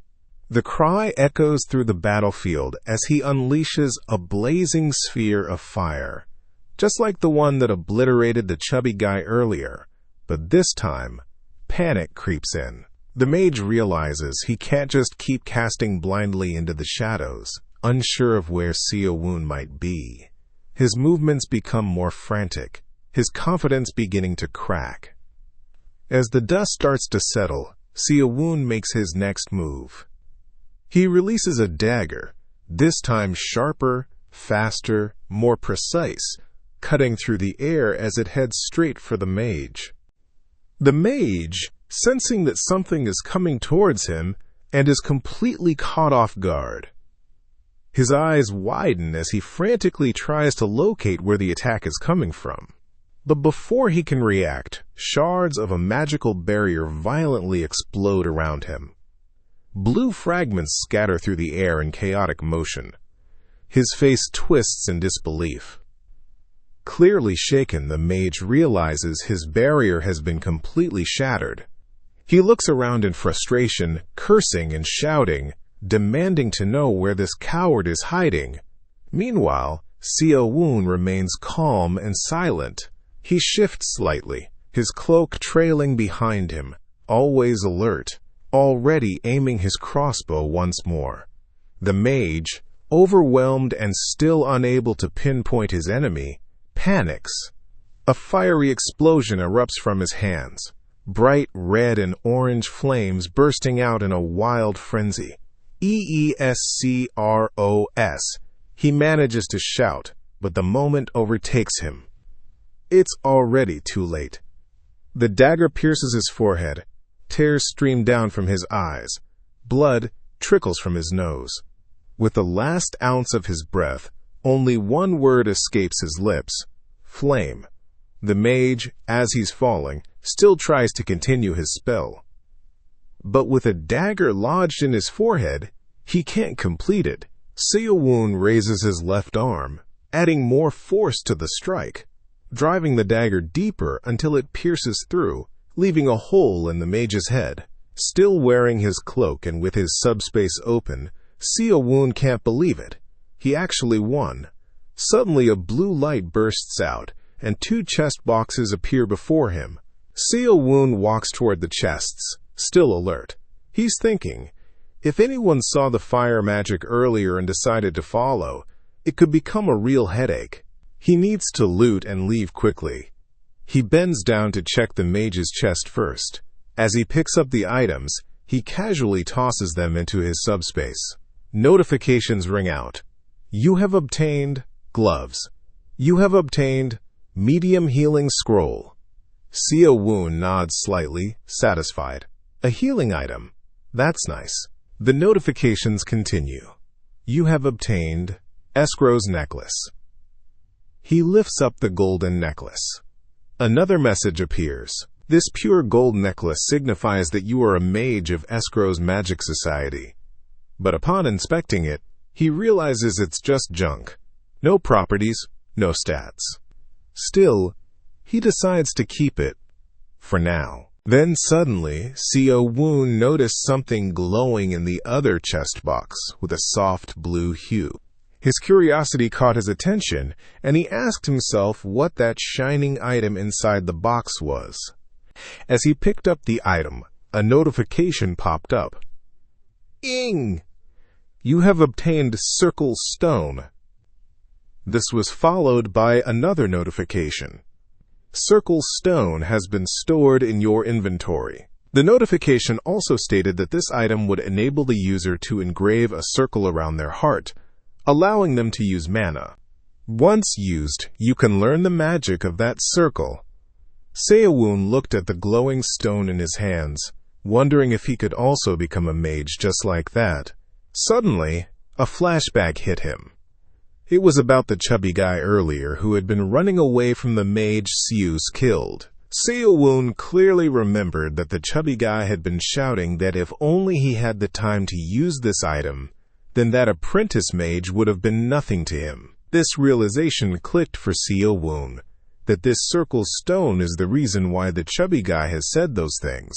Back in the present, Seo-woon looked down at the stone in his hands with resolve, saying he was sorry to him, and that he'd put his stone to good use.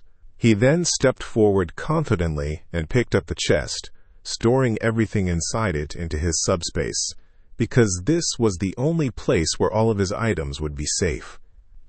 As what he decided before, he would need to look for a safe place to activate the item. So he started walking across the forest and hills until he reached the city, or something like a few structures that resembled houses. Seo-woon considered himself lucky to find a place like this so close to the starting zone. Looking around, he thought, "That place looks good," and headed inside one of the buildings. Once he settled in, he pulled out the circle stone and prepared to use it. A system prompt appeared, asking if he would use the item. Without hesitation, he answered, "Yes." The system confirmed that upon using the circle stone, he would remain motionless for 3 straight hours. It also warned him that he wouldn't be able to take any other actions or use items during this period. As it kept sending a series of notifications, it continued by stating that he would also feel slight pain as the circle formed. As the process began, the pain came quickly and intensely. Seo-woon clutched his head, gritting his teeth through the agony. He endured it silently, suppressing the screams that wanted to burst out. Outside the house, the sun shone brightly. He spent the next 3 hours in intense pain, locked in that room. When it was finally over, Seo-woon collapsed to the ground, exhausted and drenched in sweat. Breathing heavily, he did not expect that the slight pain mentioned would feel almost like severe pain to him. It even made him think that he might die from the pain he suffered. After barely surviving the intense pain of forming his first magic circle, Seo-woon finally caught his breath. Comparing it in his mind, he thought learning martial arts was much easier, but magic was something else entirely. Wanting to see the results, he called out, "Status." A system window appeared, showing updated stats and a new class. The system notifications popped up, and his stats were displayed. Seo-woon noticed something interesting. He realized he could now hold 2 jobs at once, and on top of that, he even had a mana stat now as well. Then a thought struck him. Since time had passed, the number of survivors should have changed too. He opened the survivor list and muttered, "Survivors."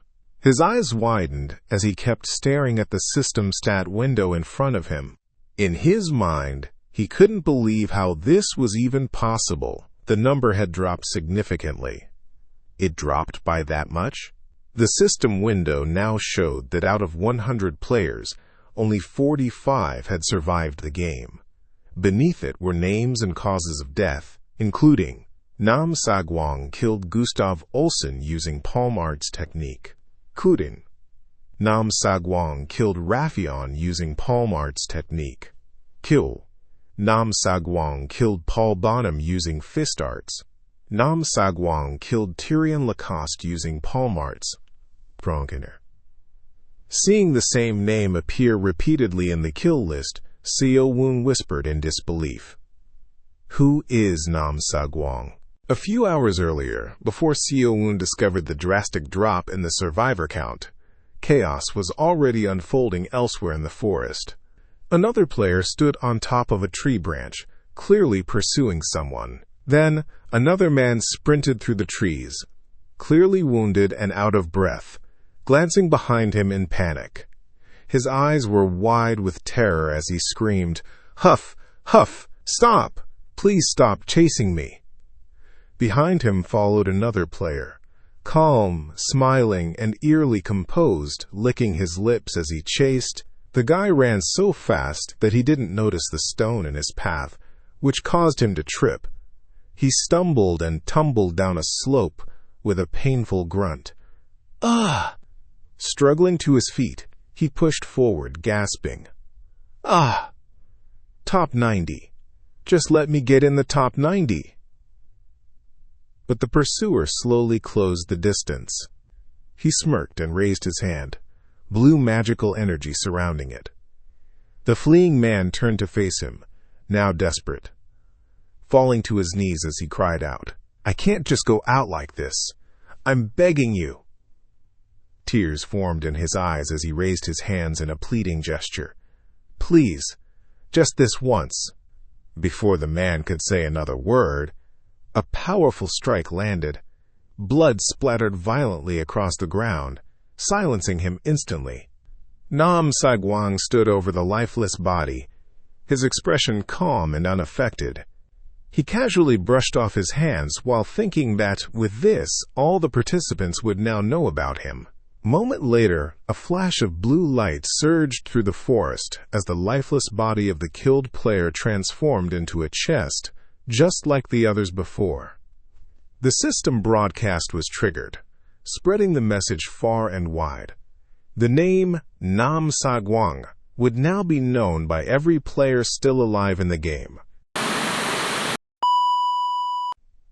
The morning of the third survival day arrived, signaled by a system notification. Third survival day. Under the bright sunlight, the peaceful exterior of the building stood in stark contrast to the grim reality. Back to Seo Woon, still staring at the system screen, stunned. Wait? 54 people died in a single night? The survivor count remained 45 1/100ths. Nam Sagwang, he muttered, seeing the same name listed over and over. As he scrolled through the list, the weight of the situation hit him. I hope I don't run into this person. Then a thought occurred to him. Wait, if this keeps up, it might actually be possible for me to end up in the top 10. Seo Woon sat back down, scratching his head as he thought it over. Before we started, they announced a reward for people reaching that ranking. I wonder what it'll be, he thought.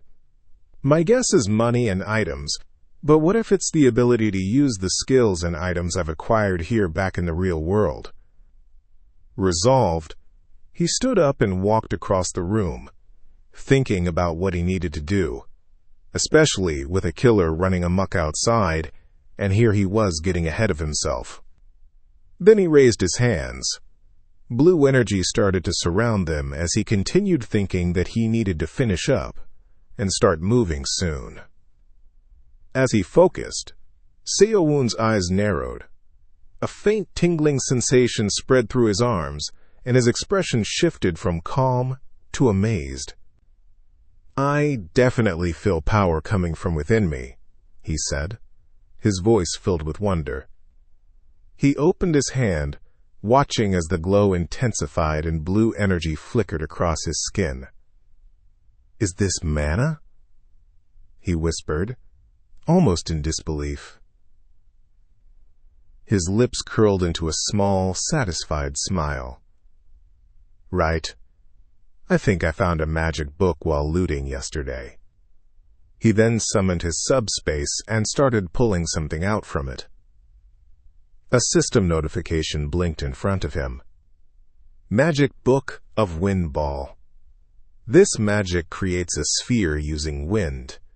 The number of spheres that you can create increases with the user's power. Seo Woon looked down at the glowing book with confident eyes and a smile, recognizing it as the one he had picked up yesterday. The system confirmed. Would you like to use it? Seo Woon then chose yes to confirm to the system that he wanted to use it.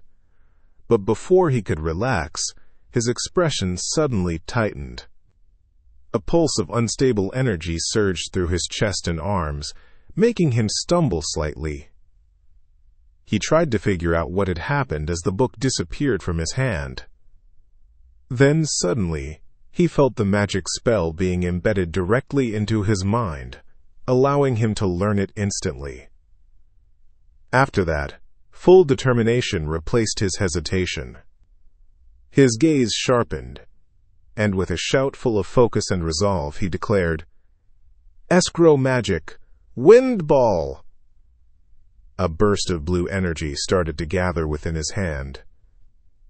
Then, multiple wind spheres began forming at the tips of his fingers, crackling through the air with force. As the wind spheres hovered around him, Seo-woon stared at them with mixed awe and disappointment. "Is this all there is?" he muttered, eyebrows slightly furrowed. But the glow of the magic reflected in his eyes, and his lips curved into a subtle smile.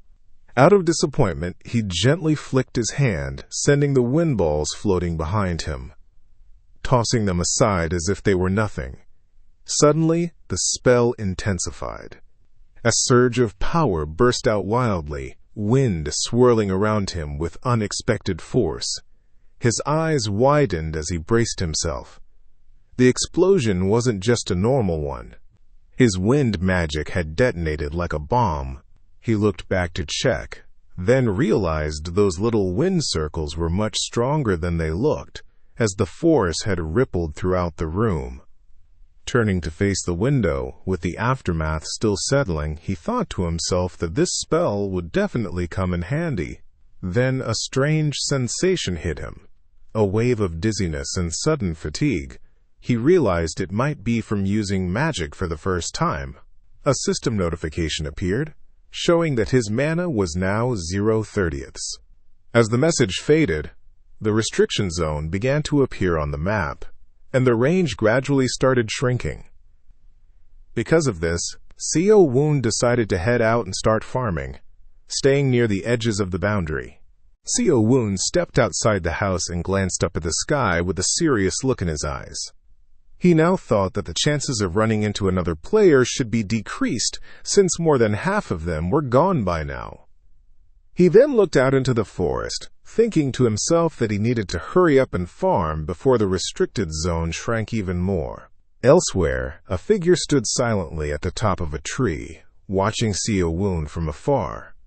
His body was mostly hidden in the shadows, and his face remained unseen. A moment later, the same figure stepped fully into the open. He had long white hair, wore flowing robes, and watched Seo-woon with calm, curious eyes. It was an old man with a white beard. He quietly muttered to himself, having found Seo-woon to be an interesting fellow. Without another word, he leapt into the air, scattering leaves as he disappeared among the treetops. Half a day later, the sky above was bright and clear. Seo-woon walked through the forest again, scanning the area. He was sure he had seen houses around the same area based on the map. Then he paused, something catching his attention up ahead. "Huh?" Just as Seo-woon paused in confusion, he noticed movement up ahead. Without hesitation, he dashed into the nearby town street, alert and ready for anything. His instincts sharpened. Something felt off as he saw lots of chest boxes scattered around, and traces of blood as well. Suddenly he turned his head, reacting to a presence behind him. Without waiting for confirmation, he raised his hand, shouted, and cast his wind ball spell. Blue spheres of wind magic formed instantly and launched forward as he commanded them to strike. The blast collided with a door along the wall, exploding the area with a powerful impact. Dust and debris scattered across the area as Seo-woon remained in a battle stance, his eyes locked on the spot where his spell had landed. It then came to his mind, asking himself if it was just the wind. Meanwhile, Seo-woon narrowed his eyes and muttered that he really did feel someone's presence here. Just after casting his spell, Seo-woon's eyes widened as he spotted something ahead. Through the ruined structure, he noticed movement, but it wasn't yet clear what it was. He began to walk forward and saw blood scattered across the floor inside the building, forming a trail. An injured person, he realized, standing near the doorway he had destroyed earlier. As he watched from the shadows, He thought to himself that this player must be someone strong to have survived until now. He paused, carefully weighing the situation. The thought of killing them crossed his mind, especially since they were already wounded, and if he was lucky, he might even get some valuable items. But then, he decided to prioritize his own survival instead, and chose to leave the area. Seo Woon moved quietly, pulling up the hood of his cloak to cover his head. Without sparing another glance at the building, he slipped back into the forest, not caring who was inside, injured or not. Then he vanished into the trees, leaving no trace behind. Inside the damaged building, the man Seo Woon had left behind slowly peeked through the torn door, asking himself if Seo Woon had really left. After a moment, he let out a long sigh of relief, collapsing back against the wall and thanking God that he was quick to hide. Otherwise, he would have been killed. He struggled to his feet, gripping his weapon for balance. As he stood, he felt a burst of confidence, thinking he could have taken Seo Woon easily if he hadn't been injured. Meanwhile, back outside, the man in armor walked casually through the street, checking the chest boxes to loot and leave quickly.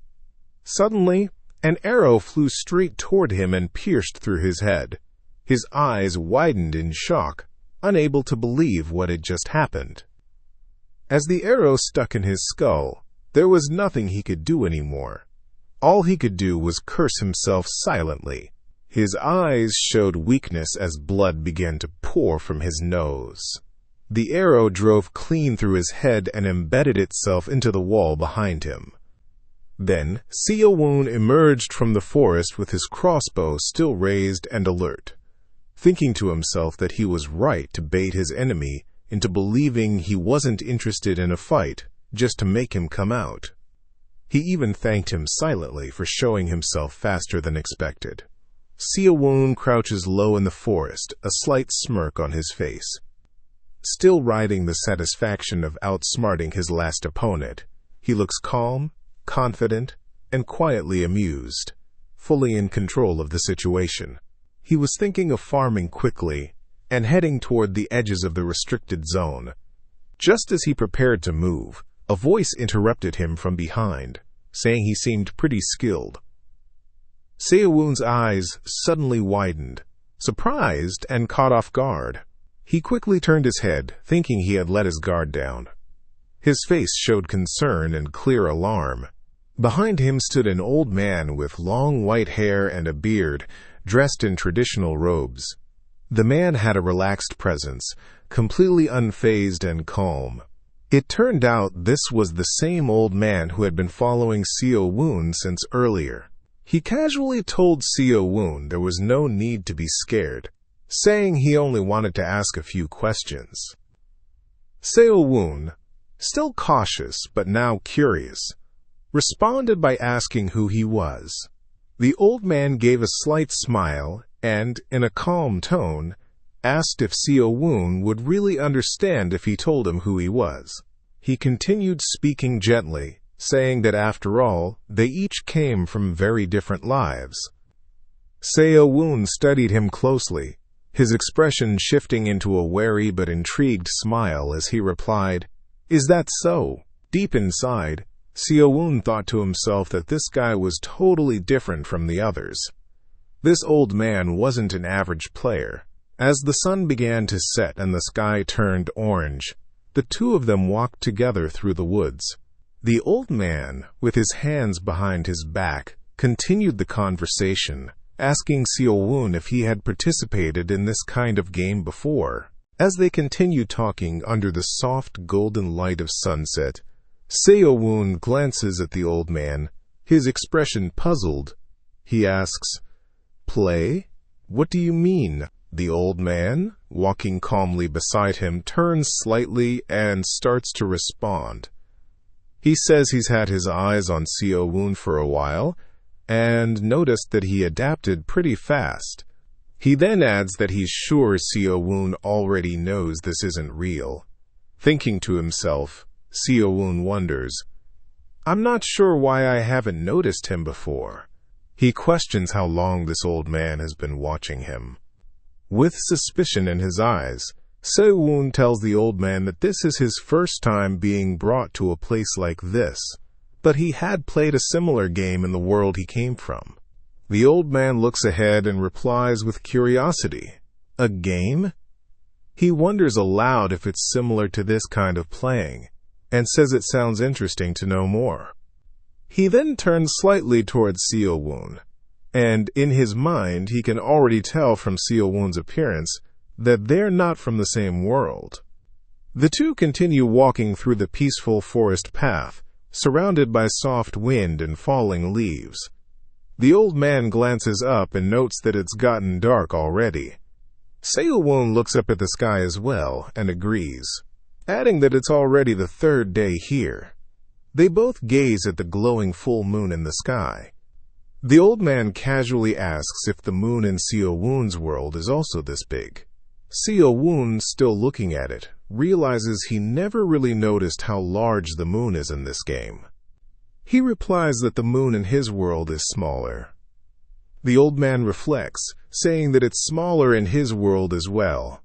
Then, turning back to Seo-woon, he asks him to explain more about the game he mentioned earlier. Seo-woon responds calmly and asks if they really should continue their conversation out here, adding that they might get ambushed if they're not careful. The old man looks back while touching his beard, suggesting that it might be better to go somewhere else, since their conversation could take longer. Seo-woon looks tense and uncertain. His eyes narrow as suspicion creeps into his expression. He stammers, asking the old man how he can be sure he won't kill him. Without warning, the old man raises his hand, grabs Seo-woon's cloak, and says that he's sure Seo-woon already knows it well. But even so, he must stay quiet. Suddenly, an intense blast of energy erupts from beneath them as the old man leaps forward. Jumping rapidly from one tree branch to another while still holding Seo-woon with one hand, he tells him that if he doesn't want to become a target, he should stay silent. Meanwhile, Seo-woon, clearly not used to the sheer speed, has tears flying from his eyes. He grits his teeth as the rushing air forces his cheeks to puff and flutter from the wind pressure.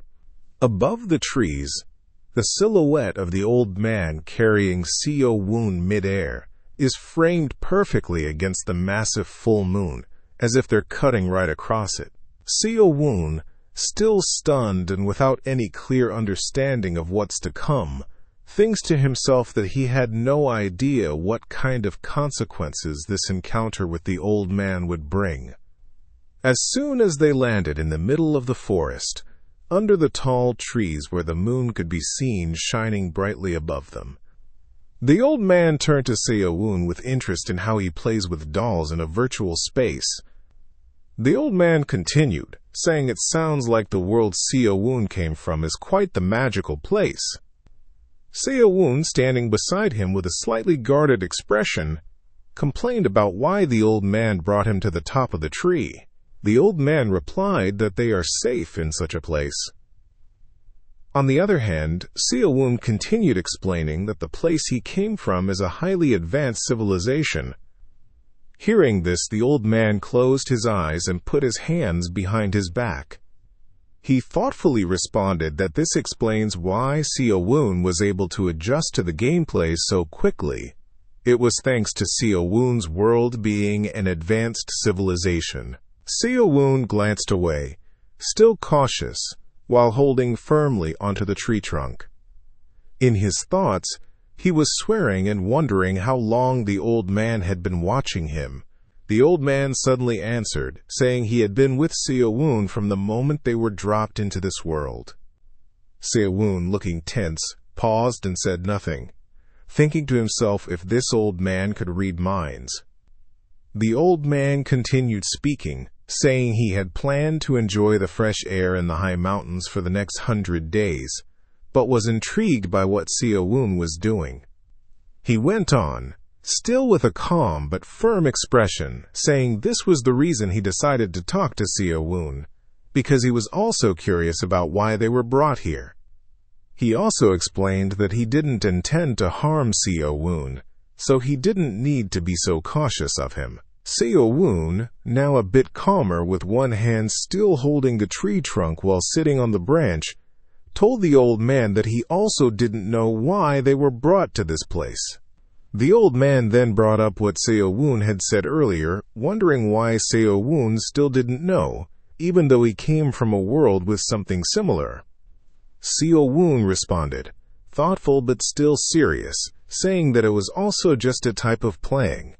It was meant to be played only for fun, and people don't die for real. Seo Woon continued talking, his voice steady as he explained that when it comes to the motives of those who summoned people from another world, there's no way for him to know. The old man listened quietly, his expression thoughtful. He nodded in response, absorbing the weight of Seo Woon's words. Then, with a calm but reflective tone, Seo Woon said he was sure that this game might serve as a great opportunity for someone.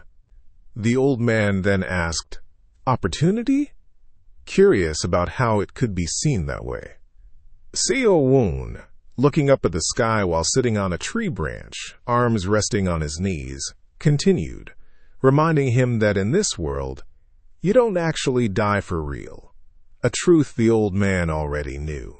He further explained that after dying here, players are given a rank with corresponding rewards, and he believes those rewards could be the items obtained in this world. The old man looked at Seo Woon and asked if he meant the things you carry on your body. Seo Woon touched his cloak's collar and replied that it's not only those, even the skills and martial arts learned here are retained. But he also noted that, of course, there's no evidence to prove it yet. The two remained seated beneath the large, glowing tree canopy, bathed in cool blue moonlight.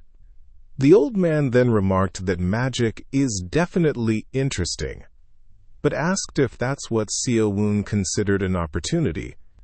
Seo Woon answered that while someone like the old man might not need these things, for people going through hardships, these abilities could change their lives.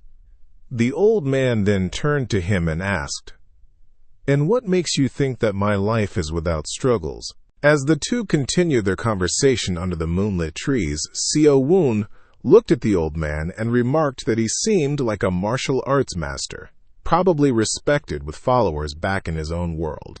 He then humbly admitted that someone like him had no real use in the world, which was exactly why he believed this game could be a huge opportunity for those struggling in life. The old man burst into loud laughter at Seo Woon's words, clearly amused, but Seo Woon quickly hushed him, worried they might attract unwanted attention. Moments later, the old man asked about Seo Woon's strange gestures earlier, waving his hands in the air, to which Seo Woon explained that he was trying to access the map system, subtly noting that the old man had no idea how to do it.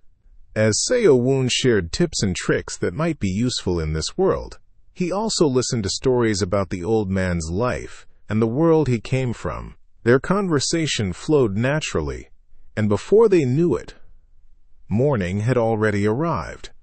As they noticed that morning had already arrived, they decided to come down from the tree. The old man, with a light-hearted smile, suddenly launched Seo Woon downward, using a gust of force, saying he felt like this talkative elder had taken up too much of Seo Woon's time.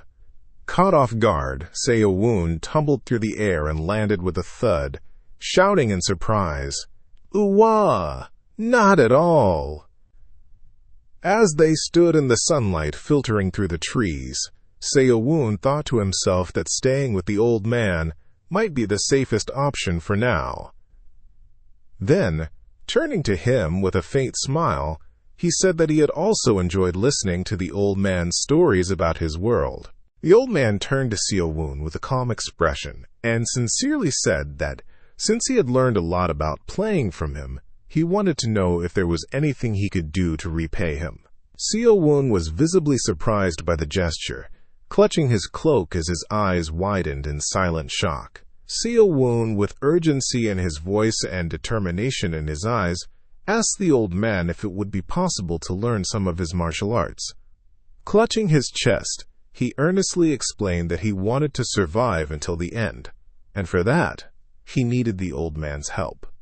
The old man narrowed his eyes slightly, his expression sharp and unreadable. He said nothing at first, simply studying Seo-woon in silence, as if weighing the sincerity behind his words. The moment felt heavy, filled with unspoken tension, as if the old man was silently evaluating whether Seo-woon was truly ready for what he was asking. The old man stood silently for a moment, then finally responded to Seo-woon's earnest request. With a faint smirk forming on his lips, he calmly said that he wouldn't say that it's impossible. His reply wasn't a promise, but it was enough to show that he was at least considering it. Seo-woon's eyes widened in surprise, a bead of sweat forming on his face. Clearly, he hadn't expected the old man's response. The possibility of being taught martial arts was starting to feel real, and the weight of that opportunity hit him all at once. The old man, still calm but firm, warned Seo-woon that if he truly wished to learn, he had to be prepared for the worst. His tone grew more serious, making it clear that this path wouldn't be easy. Seo-woon, startled by the weight of the warning, hesitated and nervously asked what he meant by the worst. The old man didn't hesitate with his answer. In a calm, unwavering tone, he looked Seo-woon in the eye and said that what he meant was death. His words cut through the morning calm like a blade. Then, after a brief pause, he followed up with a pointed question. So what will it be? Leaving Seo-woon to face the weight of the decision before him. The old man, his tone calm but heavy with meaning, continued speaking. He told Seo-woon that to succeed outside the traditional means, to take a shortcut to power, one must be ready to pay a hefty price. His expression remained serious, reinforcing the gravity of what Seo-woon was asking for. This wasn't just about learning techniques. It was about accepting the consequences of breaking convention. The old man, unflinching, followed up his warning with a direct question. Are you prepared for that? Seo-woon looked at him, not with fear, but with steady confidence. He began, but elder, as if to protest. Then suddenly reminded the old man with a calm expression. People don't die here. Caught off guard, the old man stared at him in shock for a moment before exclaiming, Ah! You're right! The old man paused, stroking his chin in thought. Seo-woon's logic had clearly made an impression. Then he told Seo-woon that since there would be no harm in real life, it might be possible to use a dangerous method. Seeing a glimmer of hope, Seo-woon leaned forward eagerly, fists clenched with determination, and asked the old man if there was a way for him to get stronger. His voice was filled with urgency and drive. Seo-woon's eyes lit up with excitement, his confidence surging. He said it would at least be worth trying, clearly eager to take the risk. Without hesitation, he stepped forward and asked what he needed to do next. The old man calmly stepped closer and reached out, placing his hand on Seo-woon's forehead. He told him that before anything else, they needed to check how much inner energy he had. Caught off guard, Seo-woon looked up, confused and unsure of what to expect. As the old man connected with Seo-woon's inner energy, his eyes suddenly widened in pure shock. Staring at Seo-woon, he struggled to believe the energy he possessed. It was completely unexpected. Still reeling from what he sensed, the old man pulled his hand back, stunned. He exclaimed that Seo-woon's inner energy was even less than his house dog's, clearly baffled by the result. In response, Seo-woon, being compared to a dog, awkwardly explained that in his world, there's no such thing as martial arts or inner energy. After taking in Seo-woon's explanation, the old man calmly gave his next instruction. Without any visible concern for the earlier result, he told Seo-woon to sit in the lotus position, signaling the beginning of some form of training or energy assessment. Seo-woon obediently sat in the lotus position as instructed, his posture steady and fists resting on his knees in anticipation. Standing behind him, the old man gently placed his hand over Seo-woon's head, closing his eyes in focus. The scene, bathed in the morning light filtering through the trees, marked the beginning of what seemed to be a significant and possibly intense training process. As the old man pressed his hand firmly on Seo-woon's head, he warned him that the process would bring pain akin to death, yet he wouldn't be able to move. Despite the severity of the words, Seo-woon kept his eyes shut, a bead of sweat forming as the pressure of the moment mounted. In a tense voice, he asked what he was supposed to do. The old man's voice turned cold and resolute. Without the slightest hint of hesitation, he told Seo-woon to endure the coming pain, because if he didn't, he would die. The gravity of the situation was unmistakable. As the process began, Seo-woon's senses surged to overwhelming levels. Every breath burned like molten lava, and the breeze brushing against his skin felt like countless sharp blades. The world around him became unnaturally vivid, so much so that he could even hear the minuscule sound of ants crawling through the grass. His body sat still, but his entire being was in turmoil, caught in the intense clash of sensation and power. Suddenly, Seo-woon found himself engulfed in a surreal and chaotic state. His eyes widened, and his expression tensed as if gripped by an unseen force. The world around him warped into a swirling storm of deep colors, purples, blues, and reds, distorting the space like a vivid hallucination.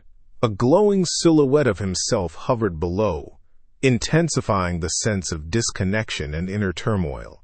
Whatever was happening, it was overwhelming, consuming his focus and senses entirely. Agonizing pain surged through Seo-woon's body without warning. His face twisted in anguish, drenched in sweat, as beams of energy pierced out from him in every direction. His limbs were rigid, clenched from the sheer intensity coursing through him. The atmosphere was drenched in glowing blue light and streaks of force, making it clear, whatever this training was, it was pushing him far beyond his limit. Overwhelmed by the unbearable agony, Seo-woon's mind spiraled into panic. His eyes bulged in desperation, face contorted in terror, as a single thought consumed him. It felt like this was how he was going to die. The pain was all too real, pushing him to the very edge of his endurance. Suddenly, Seo-woon felt something in his eyes, his pupil contracting as if struck by a sudden shock.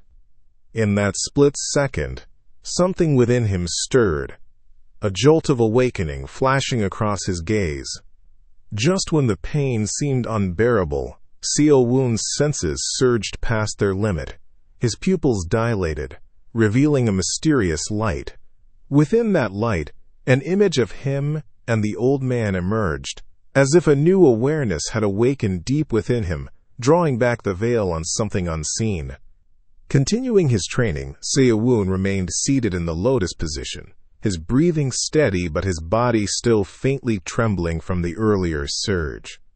The old man, standing behind him, kept his hand firmly on Seo-woon's head, maintaining the flow of energy. The earlier storm of pain had quieted, giving way to a calm intensity, as if a hidden gate within Seo-woon had just begun to open.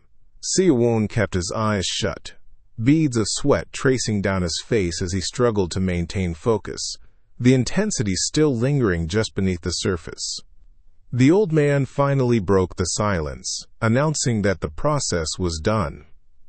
At that moment, Seo-woon's eyes shot open in shock, his face frozen in stunned disbelief.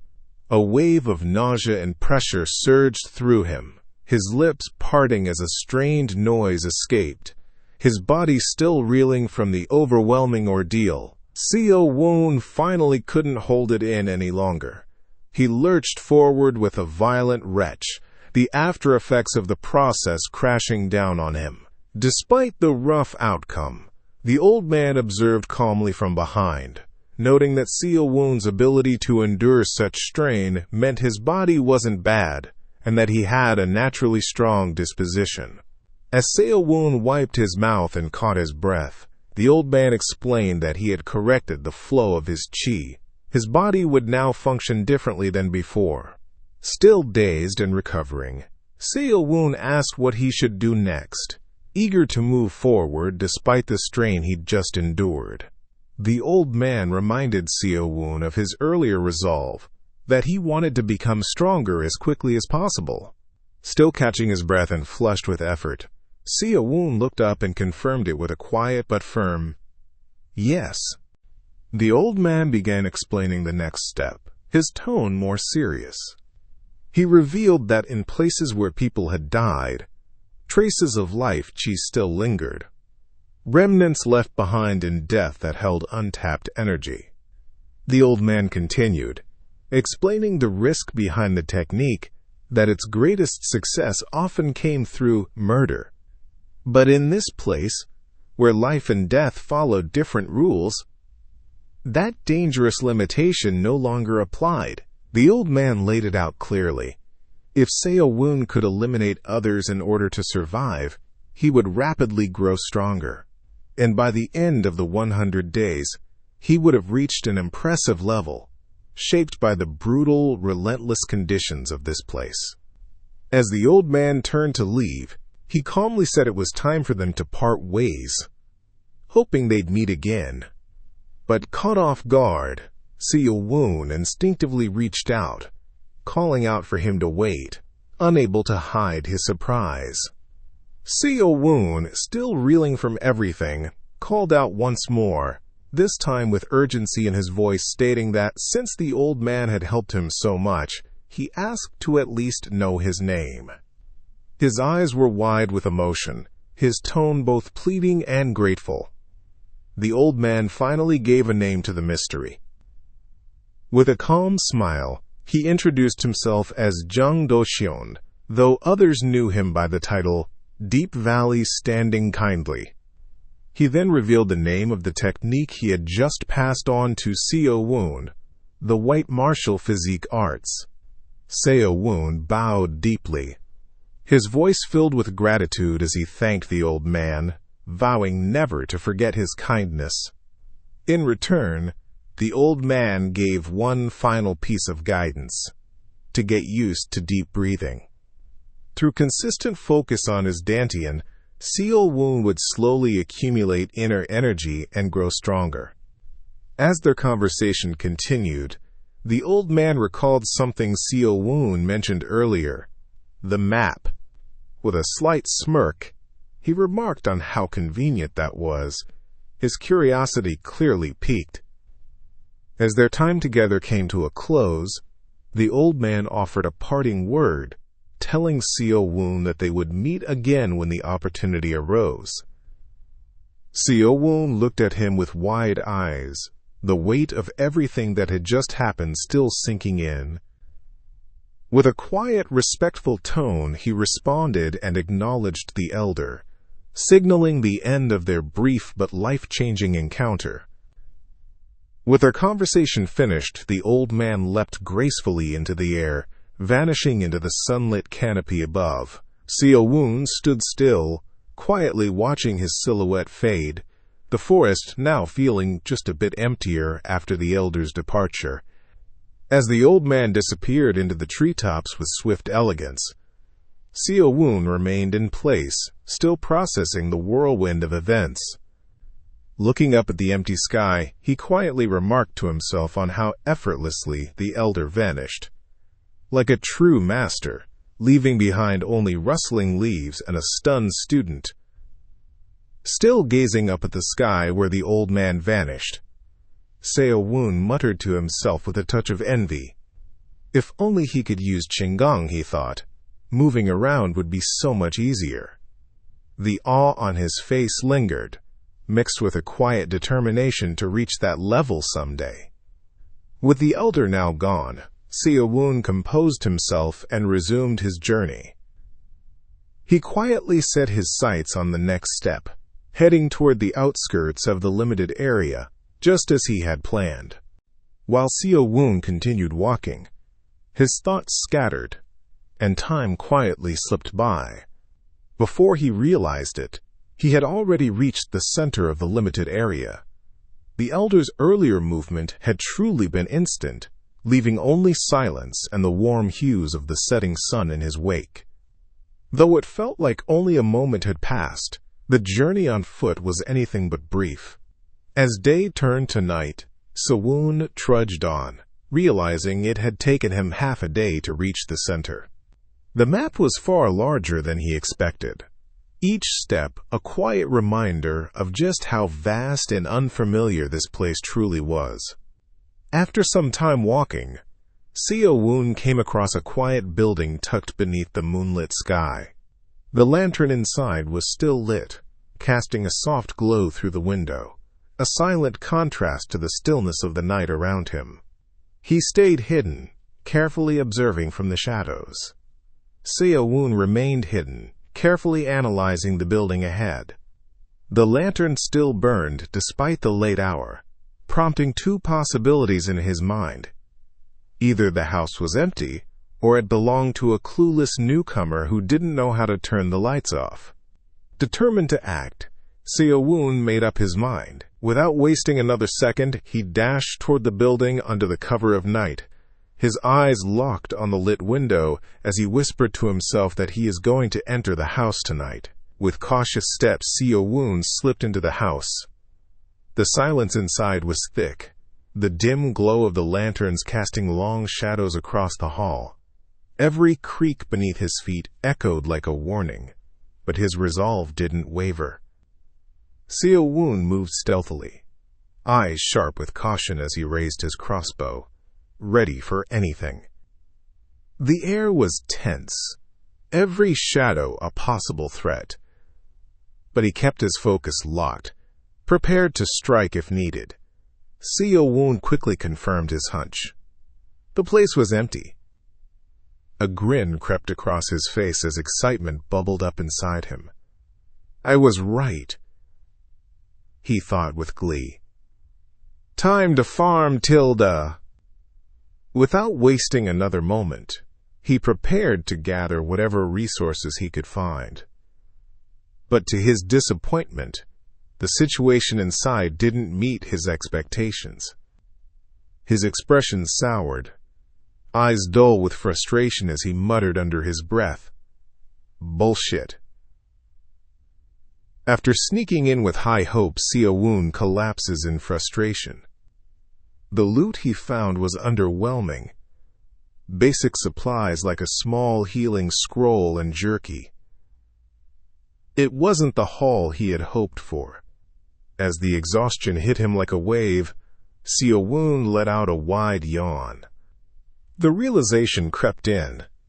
He hadn't slept at all the previous night, too caught up in conversation with the elder. Now, fatigue was claiming its due. Exhausted and drained, Seo-woon finally surrendered to sleep. Wrapped in his special night cloak, the one that conceals all sound and breath, he lay hidden from the world, his breathing soft and steady as he drifted into a deep slumber beneath the moonlight. The night deepened, cloaking the world in stillness as the moon watched silently over the quiet rooftops. All remained undisturbed, as Seo-woon hidden away beneath the protection of his night cloak, resting in the peace that only darkness could offer. Morning light streamed gently through the windows, signaling the start of a new day. The notification alerts that it is now the 5th day of Cloyd's survival. Another day begins in the ever-unforgiving survival field. Seo-woon lay still in the morning light, hidden beneath the night cloak, a rare item that concealed his presence entirely. No sound, no breath, nothing to give him away. The cloak shimmered faintly, blending him seamlessly into the room. Then, suddenly, a voice echoed through the quiet room, saying that it seems like the house is not empty. Seo-woon's eyes snapped open, his face stiffening in alarm as he instantly registered the presence of another. He lay still beneath the nightcloak, barely breathing as a shadowed figure appeared behind the window, its silhouette cast ominously against the light. Seo-woon slowly reached for his weapon, groaning in frustration as he realized how late it was. The sun already high above while he had been out cold. Seo-woon, already awake and on edge, kept his eyes fixed on the door, waiting in tense silence. Then, with a creak, it slowly opened, and a man stepped inside, muttering with a sigh that he could finally get some rest. But the moment he looked around the room, his eyes widened. Something wasn't right. The moment the man entered the house, Seo-woon had already taken aim, eyes steady and unblinking behind the drawn string of his crossbow, poised to fire without hesitation. Without a second thought, he pulled the trigger. A bright flash exploded from the weapon, the sheer force blasting forward with lethal precision. But the man moved in a blur. Twisting his body with lightning reflexes, he raised his blade and deflected the bolt mid-air. The arrow splintered against the steel, its momentum scattered, but the force of the shot still surged through the room with raw intensity. Seo-woon noticed immediately. The enemy wasn't ordinary. His swordsmanship made it clear. Gritting his teeth, Seo-woon muttered internally, frustrated to realize he was up against a martial artist. With no time to spare, he summoned his subspace. A swirling purple energy flared to life as he reached in, quickly drawing something out. Without hesitation, Seo-woon unleashed his skill Black Star Chi Palm. The air cracked with energy as a flurry of blades, wrapped in radiant blue chi, shot forth in a spiraling arc. The man barely managed to deflect the incoming arrow, but not without cost. One of the hidden projectiles tore through his arm, leaving it bloodied. Clutching the wound, he snarled in fury, calling Seo-woon a lowly bastard for using a hidden weapon. As the man lunged with a raised blade, Seo-woon reacted instantly, stepping into the attack and slamming his shoulder into the man's, simultaneously grabbing his head and locking the strike mid-air. The momentum shattered as the attacker lost his footing. With no hesitation, Seo-woon spun and brought the man crashing to the ground, slamming him hard onto his back. The floor cracked beneath the impact as Seo-woon landed above him, fists clenched, eyes sharp and unrelenting. Before the man could recover from being slammed to the floor, Seo-woon moved without hesitation. With sharp precision, he drove his foot straight into the man's arm, not just to injure, but to knock the weapon from his grasp. The force of the blow made the man cry out, his grip faltering as the blade was sent flying. Seo-woon gripped the dagger tightly, his arm raised high and his gaze cold. Shadows and red light swirled behind him as he loomed over the defeated man, telling him he had made a grave mistake by disturbing his sleep. The man, his face contorted in terror, threw up his hands and stammered desperately, begging Seo-woon to spare him and swearing he'd do anything. The man, trembling and drenched in sweat, continued to plead for his life, crying out that he would give everything he had. Desperation twisted his face as tears welled up in his eyes. He begged further, saying he had struggled so hard to survive and that he couldn't die here. But Seo-woon, with the resolve not to forgive the man who disturbed his sleep, did not hesitate to end his life. A system notification confirmed the kill. Jin Seo-woon had eliminated Shui Orong with a clean arrow headshot. Blood splattered across his face and cloak. Seo-woon stared down at the corpse with cold, unreadable eyes. He pressed a bloodied hand to his chest and, in a low voice, answered the man's desperate final plea that he couldn't afford to die either. As the dust settled, Seo-woon's expression shifted. A faint noise or flicker caught his attention, and he turned his head slightly. Then, A soft green glow swirled through the air as the body vanished, leaving behind a chest in its place. Seo-woon's eyes narrowed, focused on the faintly shimmering box that now sat where the man had just died. And, as the green light continued to swirl gently around the chest, Seo-woon stared down at it with realization dawning in his eyes. This was exactly what Elder Zhang Dochan had mentioned.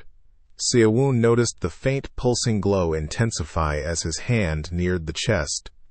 Wisps of green energy curled around his fingers as if responding to his presence, beckoning him to make contact. As he watched the green energy coil around his hand, its warmth and motion unlike anything he'd felt before. As it seeped into his skin, he studied it carefully and murmured to himself, wondering if this strange sensation was what they referred to as vitality. Then a sudden burst of light engulfed Seo-woon, washing over his silhouette in an overwhelming glow. He stood motionless at its center, tense and alert, as the radiant energy flared around. A violent surge of green energy erupted from Seo-woon, lashing out like lightning in every direction. His eyes flew open, stunned, as raw power poured through him, wild, unrestrained, and growing stronger by the second. His body tensed, struggling to contain the energy surging from the remnants of the man he had just killed. And in that moment, a single thought crossed his mind. Was this the true form of internal energy? As the energy fully settled into him, Seo-woon stood still, staring down at his hands as he took in what just happened. He had only absorbed the vitality of one person, yet his body felt weightless, brimming with strength. Power was coursing through him, overflowing in a way that left him stunned. Then, driven by urgency and curiosity, Seo-woon called out to the system and quickly accessed his status screen. As he checks the status window, Seo-woon notices a new entry, Internal Energy 20. Surprised, he realizes he must have gained it from the man he just killed, and wonders if that was the extent of the man's strength.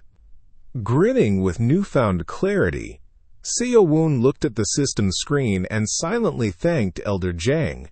This gift was more incredible than he had imagined. Even if he couldn't always land the final blow, he knew now that he needed to find a way to secure vitality no matter what. Then, after confirming his stats, Seo-woon turned his attention to the others. With a swipe through the system interface, he called out to check the status of the survivors, asking aloud what had happened to them, his tone steady but edged with urgency. Seo-woon's eyes widened, his breath catching for a moment. Something on the screen had clearly caught him off guard. His gaze sharpened as he muttered, almost to himself, "What's this?" As he continued scanning through the interface, something unexpected caught his eye. Seo-woon's brow furrowed slightly, and with a puzzled murmur, "Huh?" he reached out to take a closer look. Then, just as he did, the number on the screen changed. A flicker. A drop. Someone else had just been eliminated. The survivor count dropped to 23. Seo-woon stared at it in silence, the reality settling in. Another life was lost, and the number was dwindling fast. Seo-woon stared at the changing interface as a new log appeared. Nam Sa-gwang had killed Cal Verstappen. Death by martial arts. The scene shifts to another battlefield. Cal Verstappen lay dying, his chest torn open by a brutal strike. As glowing energy flickered from his body, he gasped out his killer's name with his final breath. Nam So-gwang. A burst of energy flickered one last time before Cal's body vanished, leaving behind a familiar chest where he had fallen. Pale blue wisps swirled around it, the only trace of his defeat in the silent aftermath. Nam Sagwang stood over the fading remains of the chest, watching it break apart as the energy scattered into the air. Glancing down at his blood-stained hands, he scoffed to himself, unimpressed. He had assumed the guy was strong. After all, he struck first. But in the end, the fight proved meaningless, and all Sagwang was left with was dirty hands and disappointment. As he walked away from the scene, Nam Sagwang let out a tired sigh. Glancing up at the translucent screen in front of him, he casually muttered that it felt like quite a few people had already died. Wondering aloud when this whole ordeal would finally end, he called out the word survivor to check the current status. Nam Sagwang glanced at the screen, amused to see that 22 participants were still alive. With a scoff, he questioned how that many could still be standing. But as his eyes narrowed and focused, something unexpected caught his attention, prompting a confused, "Huh," under his breath. His amused expression faded as he read a name on the screen. Jin Seo-woon. Nam Sagwang muttered it aloud, his golden eyes sharpening with interest. A flicker of recognition or curiosity passed across his blood-stained face. Back in his room, Seo-woon stared tensely at the name he just read. Nam Sagwang, likely the one with the highest kill count so far. Beads of sweat trailed down Seo-woon's blood-smeared face as he thought it through. There was no doubt in his mind. If he wanted to stay alive, he absolutely had to avoid that guy. Seo-woon lowered his gaze, clutching his bloodied chest with a clenched fist. The earlier fight still weighed on him. He barely survived against what he now realized was nothing more than a small fry. Compared to someone like Nam Sagwang, he was still miles behind, nowhere near that level of power. Seo-woon knelt beside the chest, the warm glow of daylight spilling across the floor.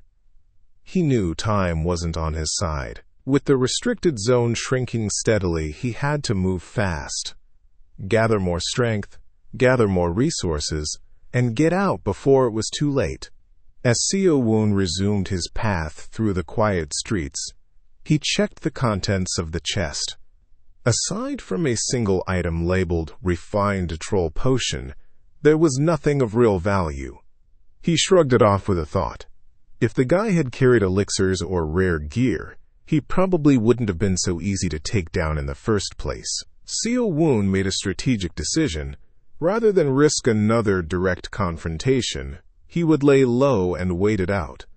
He headed for the outskirts, planning to camp until the number of survivors thinned out as much as possible. 1 week later, deep within the forest, a pair of glowing red eyes pierced through the underbrush. It's the same beast that he encountered before. The beast snarled, its eyes glowing red with menace, and power radiating from its form. As the atmosphere thickened with danger, Seo-woon's internal voice admitted the truth. He had been lucky at the start of the game. He realized that it was because during his 1 week of camping and farming, all of the items he had looted were mostly junk. Then he fired his crossbow, aiming to the beast, a blinding surge of energy clashing before him as it tore the beast apart. After landing the shot, Seo-woon casually remarked that the beast would serve as his meal for the day. While navigating through the outer edges of the restricted zone, he noted how he hadn't encountered any enemies so far, likely because he'd been keeping to the forest perimeter. Seo-woon chewed tiredly on a strip of jerky, his expression flat and drained. Muttering to himself, he admitted how sick he was of eating the same thing every day. As he sat beneath the forest canopy, a system alert chimed, Chloe's Survival Day 12, briefly lighting up in front of him. Seo-woon stood at the edge of a glowing hexagonal barrier, its soft hum vibrating through the trees. The translucent wall marked the boundary of the restricted zone, something he had carefully avoided until now. As he stared at it in silence, he remembered that currently there are only 20 survivors left. Seo-woon reached out and pressed his hand against the glowing barrier. The moment it made contact, a faint tremor ran through his fingers. A numbing sensation crept up his skin, and he winced slightly, muttering that it felt numb. As he pulled his hand back, Seo-woon muttered that if he went outside, he wouldn't even be able to move. In his thoughts, he focused on Nam Se-gwang. Over the past week, the kill log had only shown his name. Everyone was being incredibly cautious, and even he seemed to be hiding somewhere. Then suddenly, Seo-woon's eyes narrowed slightly. He had just noticed something unusual. Remaining low in the grass, Seo-woon cautiously observed his surroundings. Not far from his position, he spotted smoke rising into the sky. From the thick columns drifting upward, he guessed a big fight was happening over there. The scene shifted to the battlefield Seo-woon had glimpsed from the forest. Amid the dust and tension, Nam Se-gwang stood catching his breath, sweat clinging to his dirt-marked face. Looking around, he asked with frustration, "What the hell were these guys doing?" A group of powerful-looking individuals stood before Nam Se-gwang, their presence tense and unwavering. One of them declared that they had all gathered with a single goal, to take him down. Another followed up coldly, telling him he had no chance of winning and should just die peacefully. Now surrounded by his enemies, Nam Se-gwang let out a sharp, amused breath. With a mocking grin, he sneered that they really thought it would take a whole mob just to catch one kid. Crouching slightly, ready to strike, he added that he was actually grateful. By showing up all at once, they had saved him the trouble of hunting them down one by one. Nam Se-gwang's grin widened, his expression sharpening into something far more dangerous.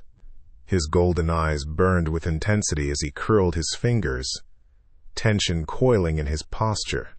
He growled that if they wanted to kill him, they'd better be ready to die themselves. Then, with a cold finality in his voice, he promised to make sure they understood that properly. The ground cracked beneath them as an explosive force surged outward. Nam Se-gwang's aura flared violently, sending a shockwave rippling through the group.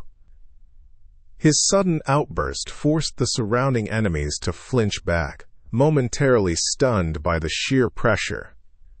Some instinctively took a defensive stance, while others steadied themselves for a direct clash. But instead of attacking, Nam Se-gwang shot into the air with a powerful leap. Light streaked in his wake as he soared upward, his silhouette framed against the sky. The group below looked up in alarm, one of them shouting in panic, urging the others to grab him and not let him escape. The enemies had assumed Nam Se-gwang was trying to escape, but they were wrong. In the blink of an eye, he came crashing down like a hammer, not retreating but striking. His hand slammed into one of them with brutal precision, cutting through their defense before they could react. As the impact echoed through the battlefield, Nam Se-gwang calmly counted, his voice cold and steady. 1. The force of Nam Se-gwang's strike didn't stop at impact. His hand drove straight through, crushing the enemy's head with terrifying finality. Blue energy exploded outward in jagged bursts, tearing through the air as blood and fragments scattered across the ground. The enemies were stunned. Blood spattered across the ground, and across one of their own, left no room for doubt. Faces twisted in disbelief. One of them burst out in frustration, shouting how it could have happened in just one strike. Amid the stunned silence, a voice cut through, low, steady, and merciless. Blood streaked across Nam Se-gwang's face, his expression unreadable as he spoke again. With no pause, he continued his count 2, his tone as cold as before. Before the word could even finish, Nam Sagwang was already in motion. A blazing arc of red energy tore through the air, carving straight into the enemy ranks. Bodies were flung back by the sheer force of the assault, blood and sparks trailing in its wake. Limbs twisted, metal shattered, and screams echoed in the frenzy. His expression never changed. Focused, merciless, and locked onto the next target without pause. And above it all, a severed head spun through the air, trailing blood as it marked the end of just one strike. Nam Sagwang moved again, and another life was erased in a flash of blue light and blood. There was no rhythm to his attacks, no back-and-forth exchange. It was overwhelming, absolute. This wasn't a battle. It was indiscriminate slaughter. His next strike came without hesitation. The glowing arc of energy swept upward, slicing through his enemy's leg. Blood and fragments exploded as one foot was severed cleanly, sent spinning into the air. The blow didn't just cut, it crippled with absolute precision. The bloodshed spoke for itself, but anyone watching wouldn't even need to see it. You could tell just by looking at the kill log. There was no competition, no resistance. Barring any unforeseen events, the outcome was already clear. Nam Sagwang was going to win this game. Back in the forest, Sioun stood before the glowing kill log. One after another, names scrolled down the list. Peter Lawrence, Samuel, Charles Maxon, Elizabeth, all killed by Nam Sagwang. The method was always the same. Martial arts. The screen flickered as it updated in real time, each new name a fresh reminder that this wasn't just survival. It was a massacre in progress. And Nam Sagwang was climbing the ranks without slowing down. Sioun stared at the kill log, his face tensing in disbelief. This bastard, he muttered under his breath, trying to process what he had just seen. Was it even possible to kill 9 people in an instant? As he continued checking the log, still shaken, he questioned again if Nam Sagwang was even playing fair, or if he was just some kind of lunatic with hacking skills. Back on the battlefield, Nam Sagwang stood amid the aftermath, his breathing heavy but steady. Blood streaked across his face, but his expression didn't waver. He exhaled sharply, glancing around at the bodies scattered around him. Ha ha. A bunch of nobodies. He then turned around and walked off without looking back, the sticky stench of blood still hanging in the air. He muttered in annoyance about the smell, unfazed by what he'd just done. Behind him, only loot and chest boxes remained, scattered across the area, the remnants of the enemies he had killed. Glancing at them with disdain, he scoffed that they should have just died cleanly. Why all the struggle? As he wiped the blood from his face, his expression remained flat and unbothered. The battlefield behind him was littered with chest boxes and loot, yet he didn't even spare them a glance. He muttered to himself that he should probably go look for a valley or something, already thinking ahead like nothing had happened. Night fell over the battlefield, and Nam Sagwang was nowhere in sight. All that remained were scattered chest boxes and a single magic staff left behind, still faintly glowing in the dark. The ground was quiet, but the silence only deepened the weight of the violence that had just taken place. Then, through the quiet mist, a figure stepped into the clearing. Robes brushed against the grass as they moved forward, calm and deliberate. Someone else had arrived at the site of the massacre.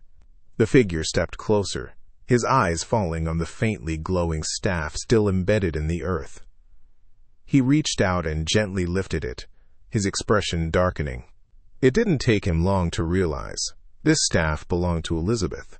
His grip tightened around the staff, and his brows furrowed with restrained fury. Looking down at it, his voice trembled, not with fear, but with conviction, as he vowed to avenge Elizabeth. He spoke her name softly, then declared it aloud. He would not let her death go unanswered. With eyes burning cold and clear, he swore on the name of escrow. Under the pale moonlight, Seo-woon stood quietly within the forest, his gaze fixed toward the distant mountains. The silence stretched deep into the night, broken only by his steady breath, and a single thought that passed through his mind. Now there are 11 survivors. Seo-woon stood alone in the moonlit forest, gripping his bow tightly.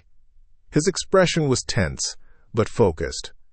Inwardly, he told himself that if he could just hold out a little longer, he might be able to break into the top 10. But after witnessing the chaos earlier that day, Seo-woon's confidence wavered. The thought of facing someone that strong, someone like that Luby Yu-like bastard, made it clear to him that just surviving wouldn't be enough. He needed better gear if he wanted a chance to live through this. Reliable items, something solid to even the odds. Seo-woon stared down at the grand mansion nestled within the forest. He knew time was running out. In his thoughts, he calculated that the mansion would likely be outside the restricted area by tomorrow morning. If he wanted to explore it and possibly find something useful, he'd have to move before then. Approaching the towering mansion under the moonlit sky, his eyes sharp with urgency. In his mind, he was already calculating the opportunity. This place was the last point where he could properly farm.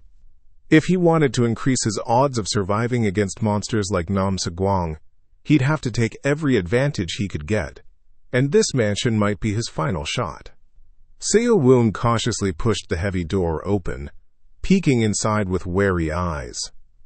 The dim light from within spilled out onto his cloak as he scanned the interior.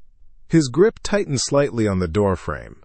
He didn't know what might be waiting inside, but he couldn't afford to hesitate now. Seo-woon slowly stepped farther in, his eyes widening in awe.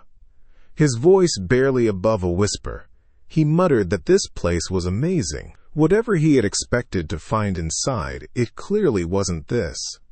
Seo-woon stepped into the grand hall, dwarfed by the towering marble pillars and the elaborate statues looming above. The vast interior felt more like a palace than a mansion, its ornate ceilings glowing softly in the moonlight filtering through stained glass. He paused at the foot of the stairs, silently taking it all in. As Seo-woon examined the gleaming suit of Royal Guard armor, a system prompt popped up. He didn't meet the required strength to equip it.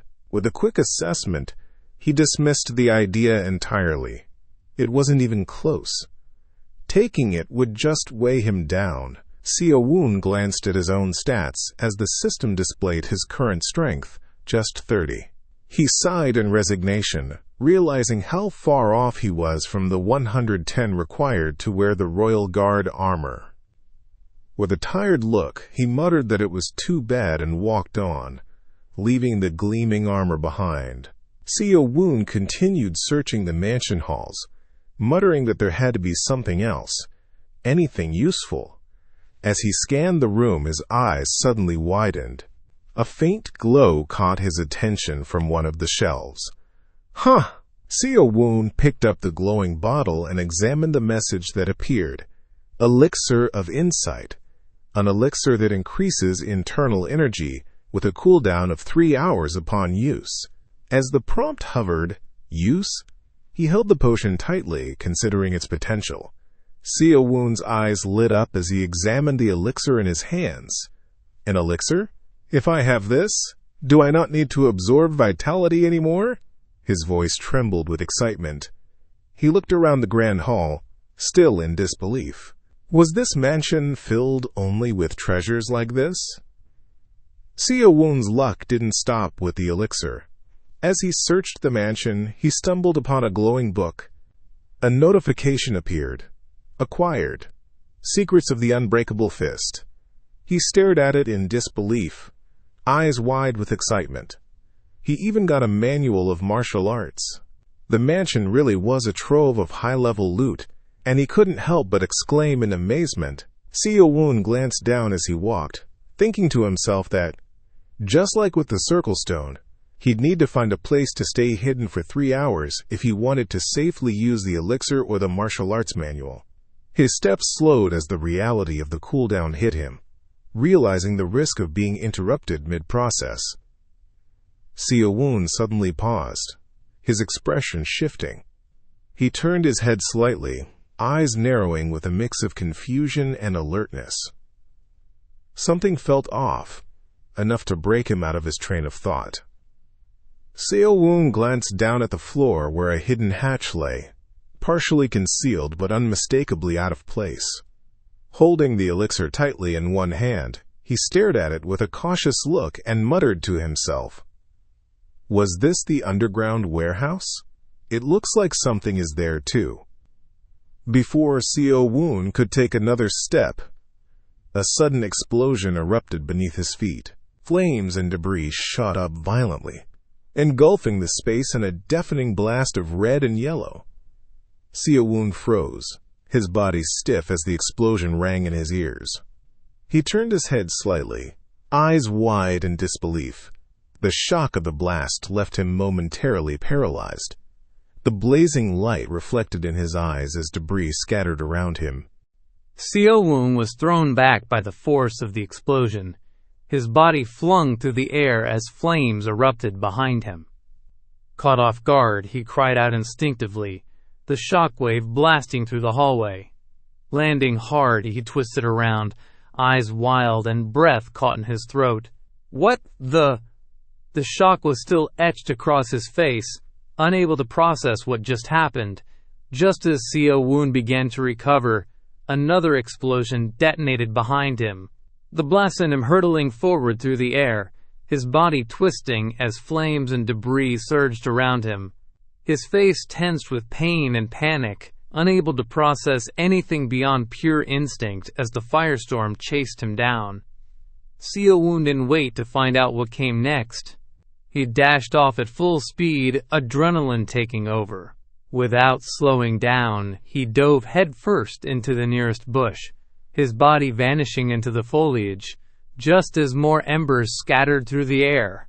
As he peeked out from the bushes, Seo-woon cautiously scanned his surroundings. He was breathing heavily, still shaken from the explosion.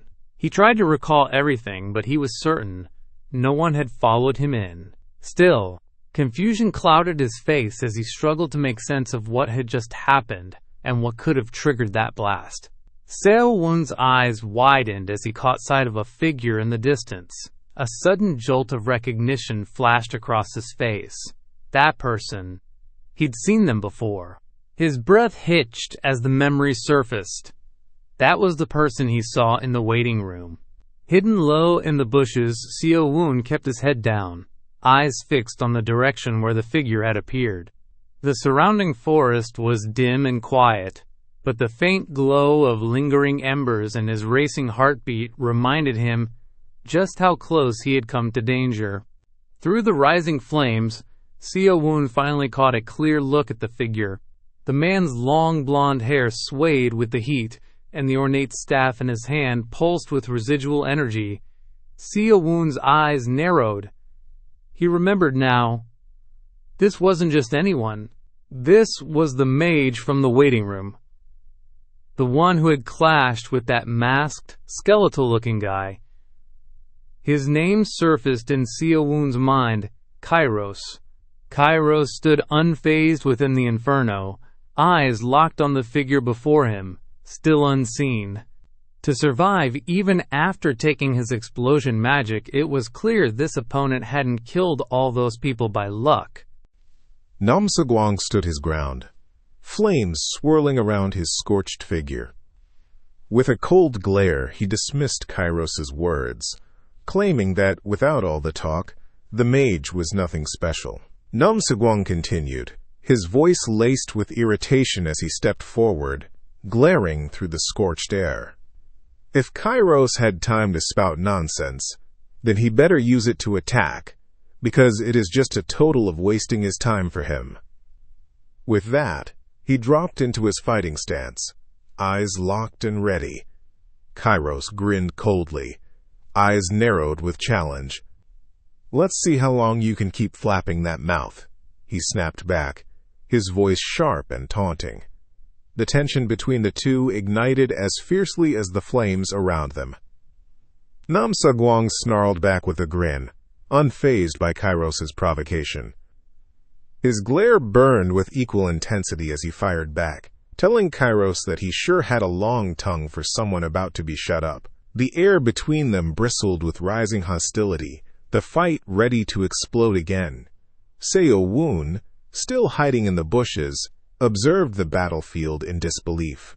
He was surprised to realize that the Lu Biu-like monster who had stirred up so much chaos was just a kid. Kairos raised his voice, calling Nam Sagwang a very impudent brat.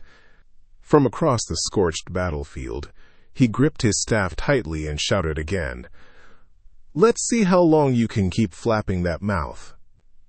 From the cover of the bushes, Sawon watched with a tense expression. The escalating exchange between Kairos and Nam Sagwang had him frozen in place. Every word, every movement, making it clear this wasn't a battle he could afford to get caught in. Kairos lifted his staff high, voice ringing with command as he invoked a powerful spell. Declaring himself the master of the incantation, he summoned a massive thunderous force from the sky. Lightning crackled above as the storm responded to his call. Escrow, cast lightning.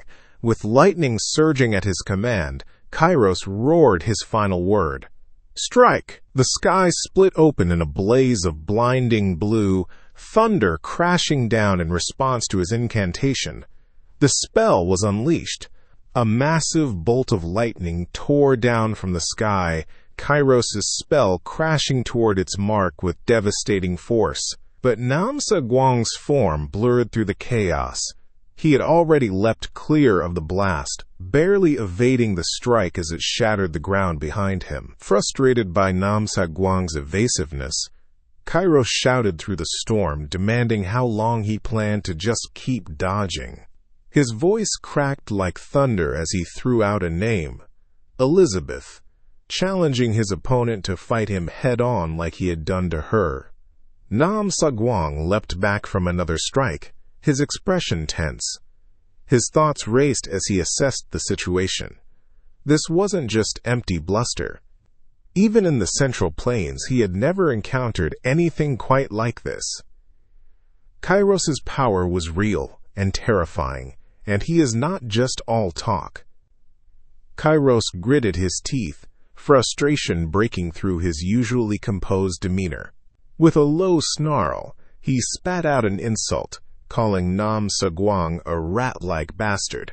As the fierce standoff between them intensified, Kairos raised both arms and cast another spell as a storm of lightning surged around him, the sky crackling with blinding energy. Fueled by rage, he roared that he would finish Nam Sagwang with this final blow, unleashing a torrent of destructive power straight from the heavens. Kairos descended like a thunder god, cloaked in a vortex of blinding electricity.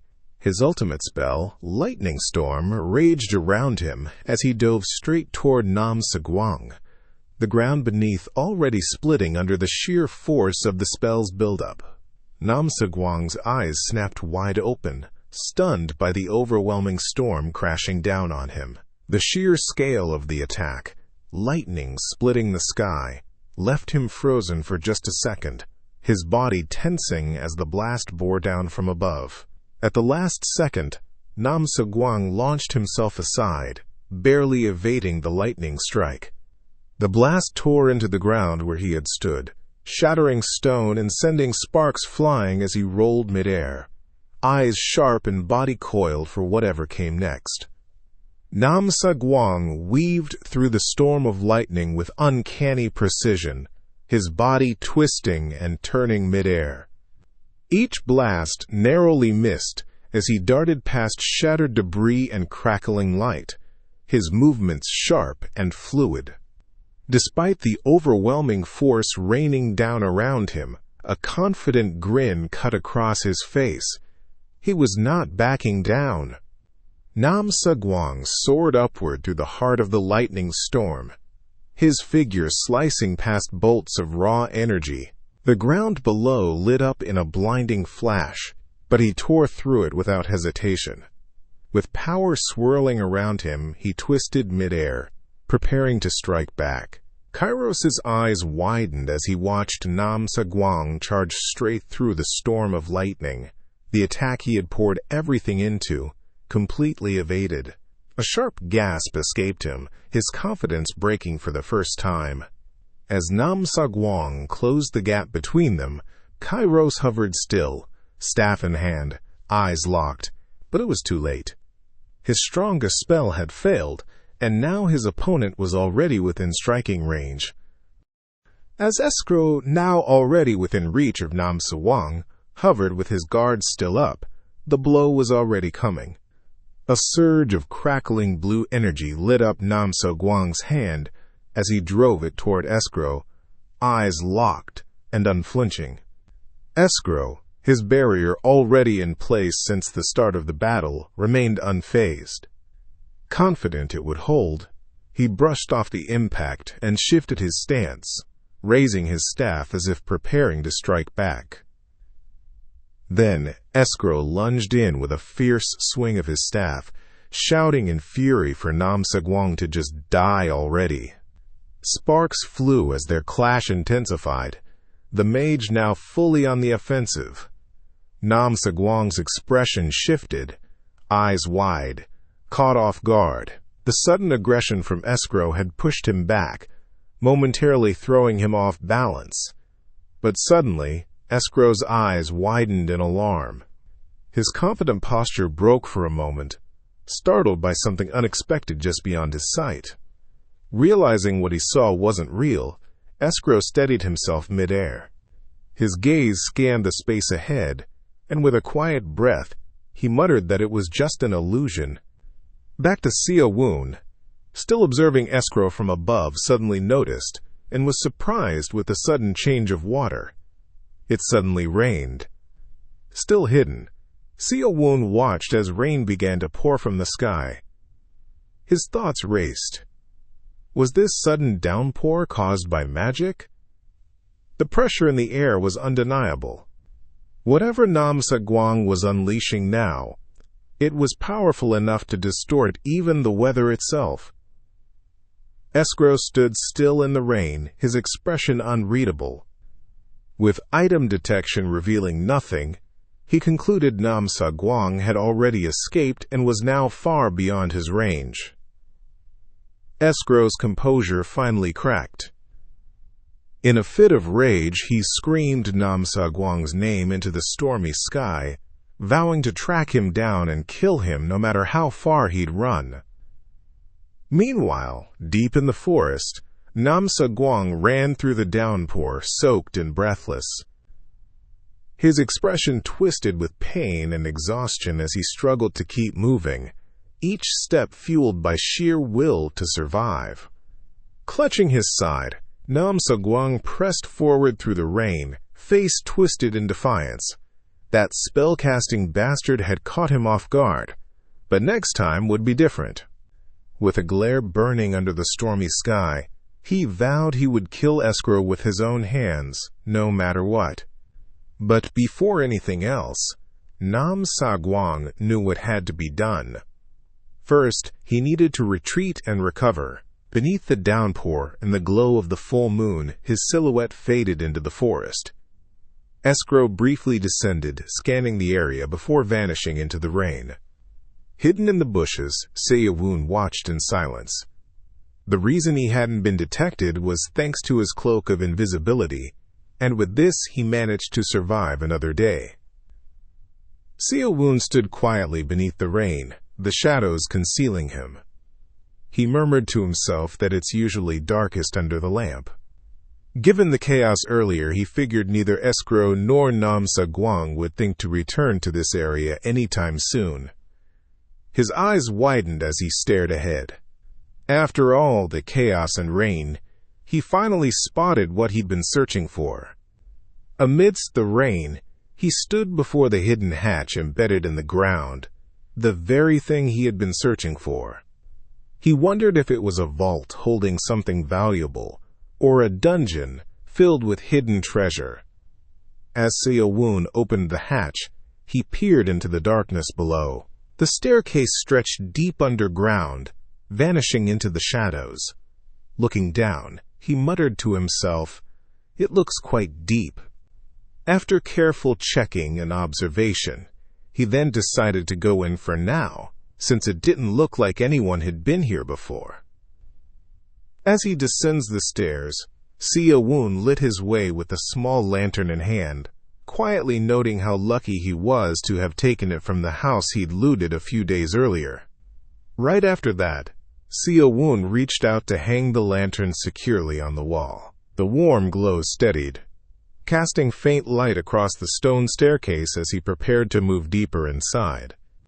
As Seo-woon scanned the room, he found the walls lined with neatly arranged mechanical parts, metal hooks, rings, and other strange tools, all hanging in order. After scanning the room, Seo-woon concluded it was a food storage warehouse. He quickly searched for any usable items, but found only food. Still, that wasn't bad. If it was just food, then it likely meant no one else was inside, making it a safe place to stay. Right after realizing the place was filled with food, Seo-woon clutched his stomach. He muttered to himself that ever since arriving here, all he'd eaten was flavorless jerky. 1 hour later, Seo-woon lay sprawled on the floor, completely full. With a satisfied look, he let out a content sigh and mumbled that it had been a good meal. Still resting on the floor, Seo-woon smiled to himself. He thought the food would have been perfect with just a bit of white rice, but quickly brushed it off. Beggars can't be choosers. With a casual tone, he wondered if now might be the right time to take the elixir. As he opens his subspace and takes out the book, he recalls that he also had the Book of Martial Arts. The book glows faintly with energy, and a prompt appears. Book of Unbreakable Fists. A fist-fighting technique created in his later years by a man named Manhwa. The prompt continues, explaining that the man devoted his entire life to mastering martial arts and creating an unbeatable fist technique. But despite his efforts, he ended up with an even 1,429 wins and 1,429 losses. Mocked throughout his life and leaving behind no disciples, his martial art ultimately died with him. As the image of chaotic fistfights flashes in his mind, Seo-woon stares at the glowing book, sweating in disbelief, wondering why he had to pick up something like this. After a brief pause, he opens the book, letting its light shine across the room. Then, he decides to learn it, figuring it's better than not learning it at all. He decides to put off practicing the martial art and drink the elixir first. Sitting on the floor with the vial in hand, he stares at it, wondering if all he needs to do is simply drink it. Considering the pain he felt when activating the circle stone, it would have made sense to hesitate. But with his mind focused solely on getting stronger, he unhesitatingly gulps down the elixir. Suddenly, after drinking all the elixir, his eyes shoot wide open, shock and tension surging through him the moment it takes effect. Then, a violent surge erupts inside him. His body jerks as brilliant blue mana floods his lower abdomen, twisting and expanding with explosive intensity. His eyes shoot wide open in shock. The flow is overwhelming. It's far denser, far more potent than before. Compared to this, the mana he absorbed earlier feels like a drop in the ocean. After the mana surge, his body starts reacting violently. Everything inside him goes haywire. His muscles tense up, his limbs grow sluggish, and moving becomes nearly impossible. As expected, he ends up completely immobilized for the next 3 hours. 3 hours later, drenched in sweat, and barely holding himself upright, he slowly clutches at his coat. Still dazed, but at least the long wait is finally over. He leans back with a drained expression, eyes half-lidded and voice heavy with fatigue, Staying still for 3 hours, he realizes, is far more exhausting than he expected. Lying flat on his back, completely spent, he reflects on the past week he spent hiding out in the forest. And today alone he had to avoid both the Great Mage and even Namsa Guang. It's honestly amazing he made it out alive. With everything finally catching up to him, he curls up on the floor and drifts off to sleep, too exhausted to care about anything else. Then morning comes. A sharp notification chimes as the system message pops up. It's now the 13th day of Cloyd's survival. The heavy door swings open with a burst of force, scattering debris across the stone path. It looks like Seo-woon has finally emerged from the underground storage. Now outside the food storage warehouse, under the clear morning sky, Seo-woon adjusts his cloak and notices he's in the restricted area, which he had already expected. Then he calls out the system to show Survivor. Then a glowing screen appears as the system responds to his call. Survivor, 10/100. Seo-woon stares at the list, surprised. Someone else had been eliminated during the night without him noticing. His eyes widen in shock as he stares at the screen and sees that someone was really eliminated during the night. As the realization hits him, he blurts out in disbelief. As he sees the screen, he can't believe the name that appears. The one who died last night was Jung Do-cheon. Staring in disbelief, he wonders how the old man ended up like that. He imagines the possibility. Could it be that, knowing there was no risk, the old man chose some ridiculous training method? Seo-woon glances around as tension creeps into his voice. The map is already shrinking. He knows he can't afford to waste time. If he wants to stay in the top 10, getting eliminated in the restricted area isn't an option. He needs to get out of there quickly. Then he starts running, leaves scattering in his wake as he darts through the forest. For now, his plan is simple. Hold out as long as possible without engaging in combat. As he sprints through the forest with his crossbow in hand, Seo-woon keeps his focus clear. The only way someone as powerless as him can climb the ranks is by surviving without fighting. Then suddenly, Seo-woon's eyes snap wide. He notices something, and his expression twists in alarm. A massive explosion erupts in front of him, engulfing everything in a blinding flash of fire and force. The shock hits instantly. He walked right into it. Seo-woon managed to dodge the sudden attack, but he was still in shock, eyes wide as he sat on the ground, trying to process what just happened. He wondered where that massive fireball had come from. Then suddenly, it clicked. There was only one mage capable of casting something that powerful. His breath catches as the realization sinks in. Eyes wide and voice tense, he mutters, "Could it be?" In the distance, through the smoke and scorched earth, a lone figure emerges, standing tall at the end of the flaming path. As the smoke and dust fade away, you could really tell how powerful that attack was, just from its aftermath. As the smoke finally clears, Seo-woon's eyes lock onto the figure at the center of the destruction. There's no mistaking him. It's Escrow. Escrow narrows his eyes as he speaks aloud. Something had triggered his item detection. At first, he thought it was Namsa Guang, but now that he sees the stranger, he realizes it's a face he's never seen before. Seo-woon grits his teeth, frustrated, as sweat pours down his face. He had gotten too caught up in the thrill of speeding through the forest with his newly awakened inner energy, and in doing so, completely ignored his surroundings. Cursing himself for the oversight, he can't stop calling himself an idiot for making such a reckless mistake. Escrow calmly addresses Seo-woon from across the clearing, his tone casual despite the destruction left in his wake. He asks if Seo-woon happens to know where a guy named Namsa Guang is. Unbeknownst to both Escrow and Seo-woon, someone was quietly hiding behind a nearby tree. It was Namsa Guang. Still unaware, Escrow raised his staff and told Seo-woon if he didn't know, then he would have to die here. Namsa Guang. hidden just out of sight, grins darkly the moment he hears those words. The tension doesn't faze him. Instead, it seems to amuse him. This is the end of this video. If you like the video, please don't forget to like and subscribe.